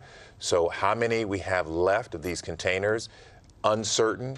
We'll need to look into that, but you can see that fire is going pretty good. That is an indication of just how explosive and volatile the chemical is. This is simply reacting to heat. There is no refrigeration because it's been knocked out by the flooding. And so there are no firefighters there tackling this. They're just going to let it continue to burn. And this will be an ongoing situation for the foreseeable future, Mia. Yes, it will. And we're working to get one of our crews. John Bartel brought us a report earlier from the command post there in Crosby. He's making his way toward the plant now. Now, once again, you're not going to see him right at the gates of the plant because of, one, the danger, and also they had evacuated that area as well due to concerns just from the aftermath of Harvey as well. So a lot going on right now. If you're joining us here as we're closing in on 5:30, we're watching a fire burning at the Arkema plant out in Crosby. This is the same plant that we saw 2 explosions on Wednesday night happen there. Highly flammable, combustible materials used to make plastic. Okay, so I've got updated information exactly what was in there because I couldn't recall. I was saying 40 inches, correction, 6 feet of water at its peak in the plant. Now, clearly, not 6 feet of water in the plant right now, but we are also told that there are 9 refrigerated trailers at the plant. This appears to be one of the trailers that has ignited because it has the chemical inside. So we may be on the second ignition, not sure, but a total of 9 refrigerated trailers. That's what officials are slowly allowing this to happen. It looks awfully dangerous from here, but as you can see, there's nothing there but the plant and other buildings. Officials will have to monitor this to make sure the flames don't spread. It doesn't look like it's very windy out, but it would be tragic if the flames started jumping. Doesn't look like that's going to happen, and so they're just going to let it burn out. Very dark black smoke, and the flames, Mia, once it started, it doesn't look like it's going to stop anytime soon. No, it doesn't look like it's letting up at all. You know, always, for people, just a quick reference, black smoke means something is burning. White smoke means it is extinguished. So we're not seeing any sign of white smoke right now. We're seeing plenty of these big black plumes of smoke just billowing up into the air there. Yeah, we have a crew that is trying to get to the scene to give us the very latest on what exactly he will be seeing. There's John Bartow.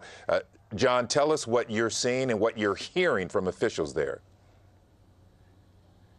Hey, you know what? We just came up on this. We are off Adelong School Road, which is about a mile, maybe mile and a quarter from this. You know, just a few minutes ago, there was no black smoke in the sky. So we heard some loud noises. I'm actually here with a local resident, Bernice, and we saw this smoke together. We were just talking about how things had kind of calmed down just a moment ago, right? Right. Yeah. So you've been here for since the evacuation, right? Right.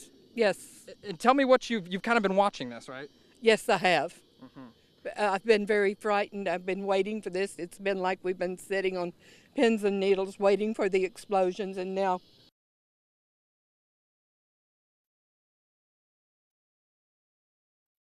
John Bartow signaled there. He was talking to a resident in the area. That's about a mile away where John is. And I think the resident put it best. They are sitting on pins and needles waiting to see what is going to happen. And we're seeing the result of letting this play out. This is a refrigeration truck that has ignited.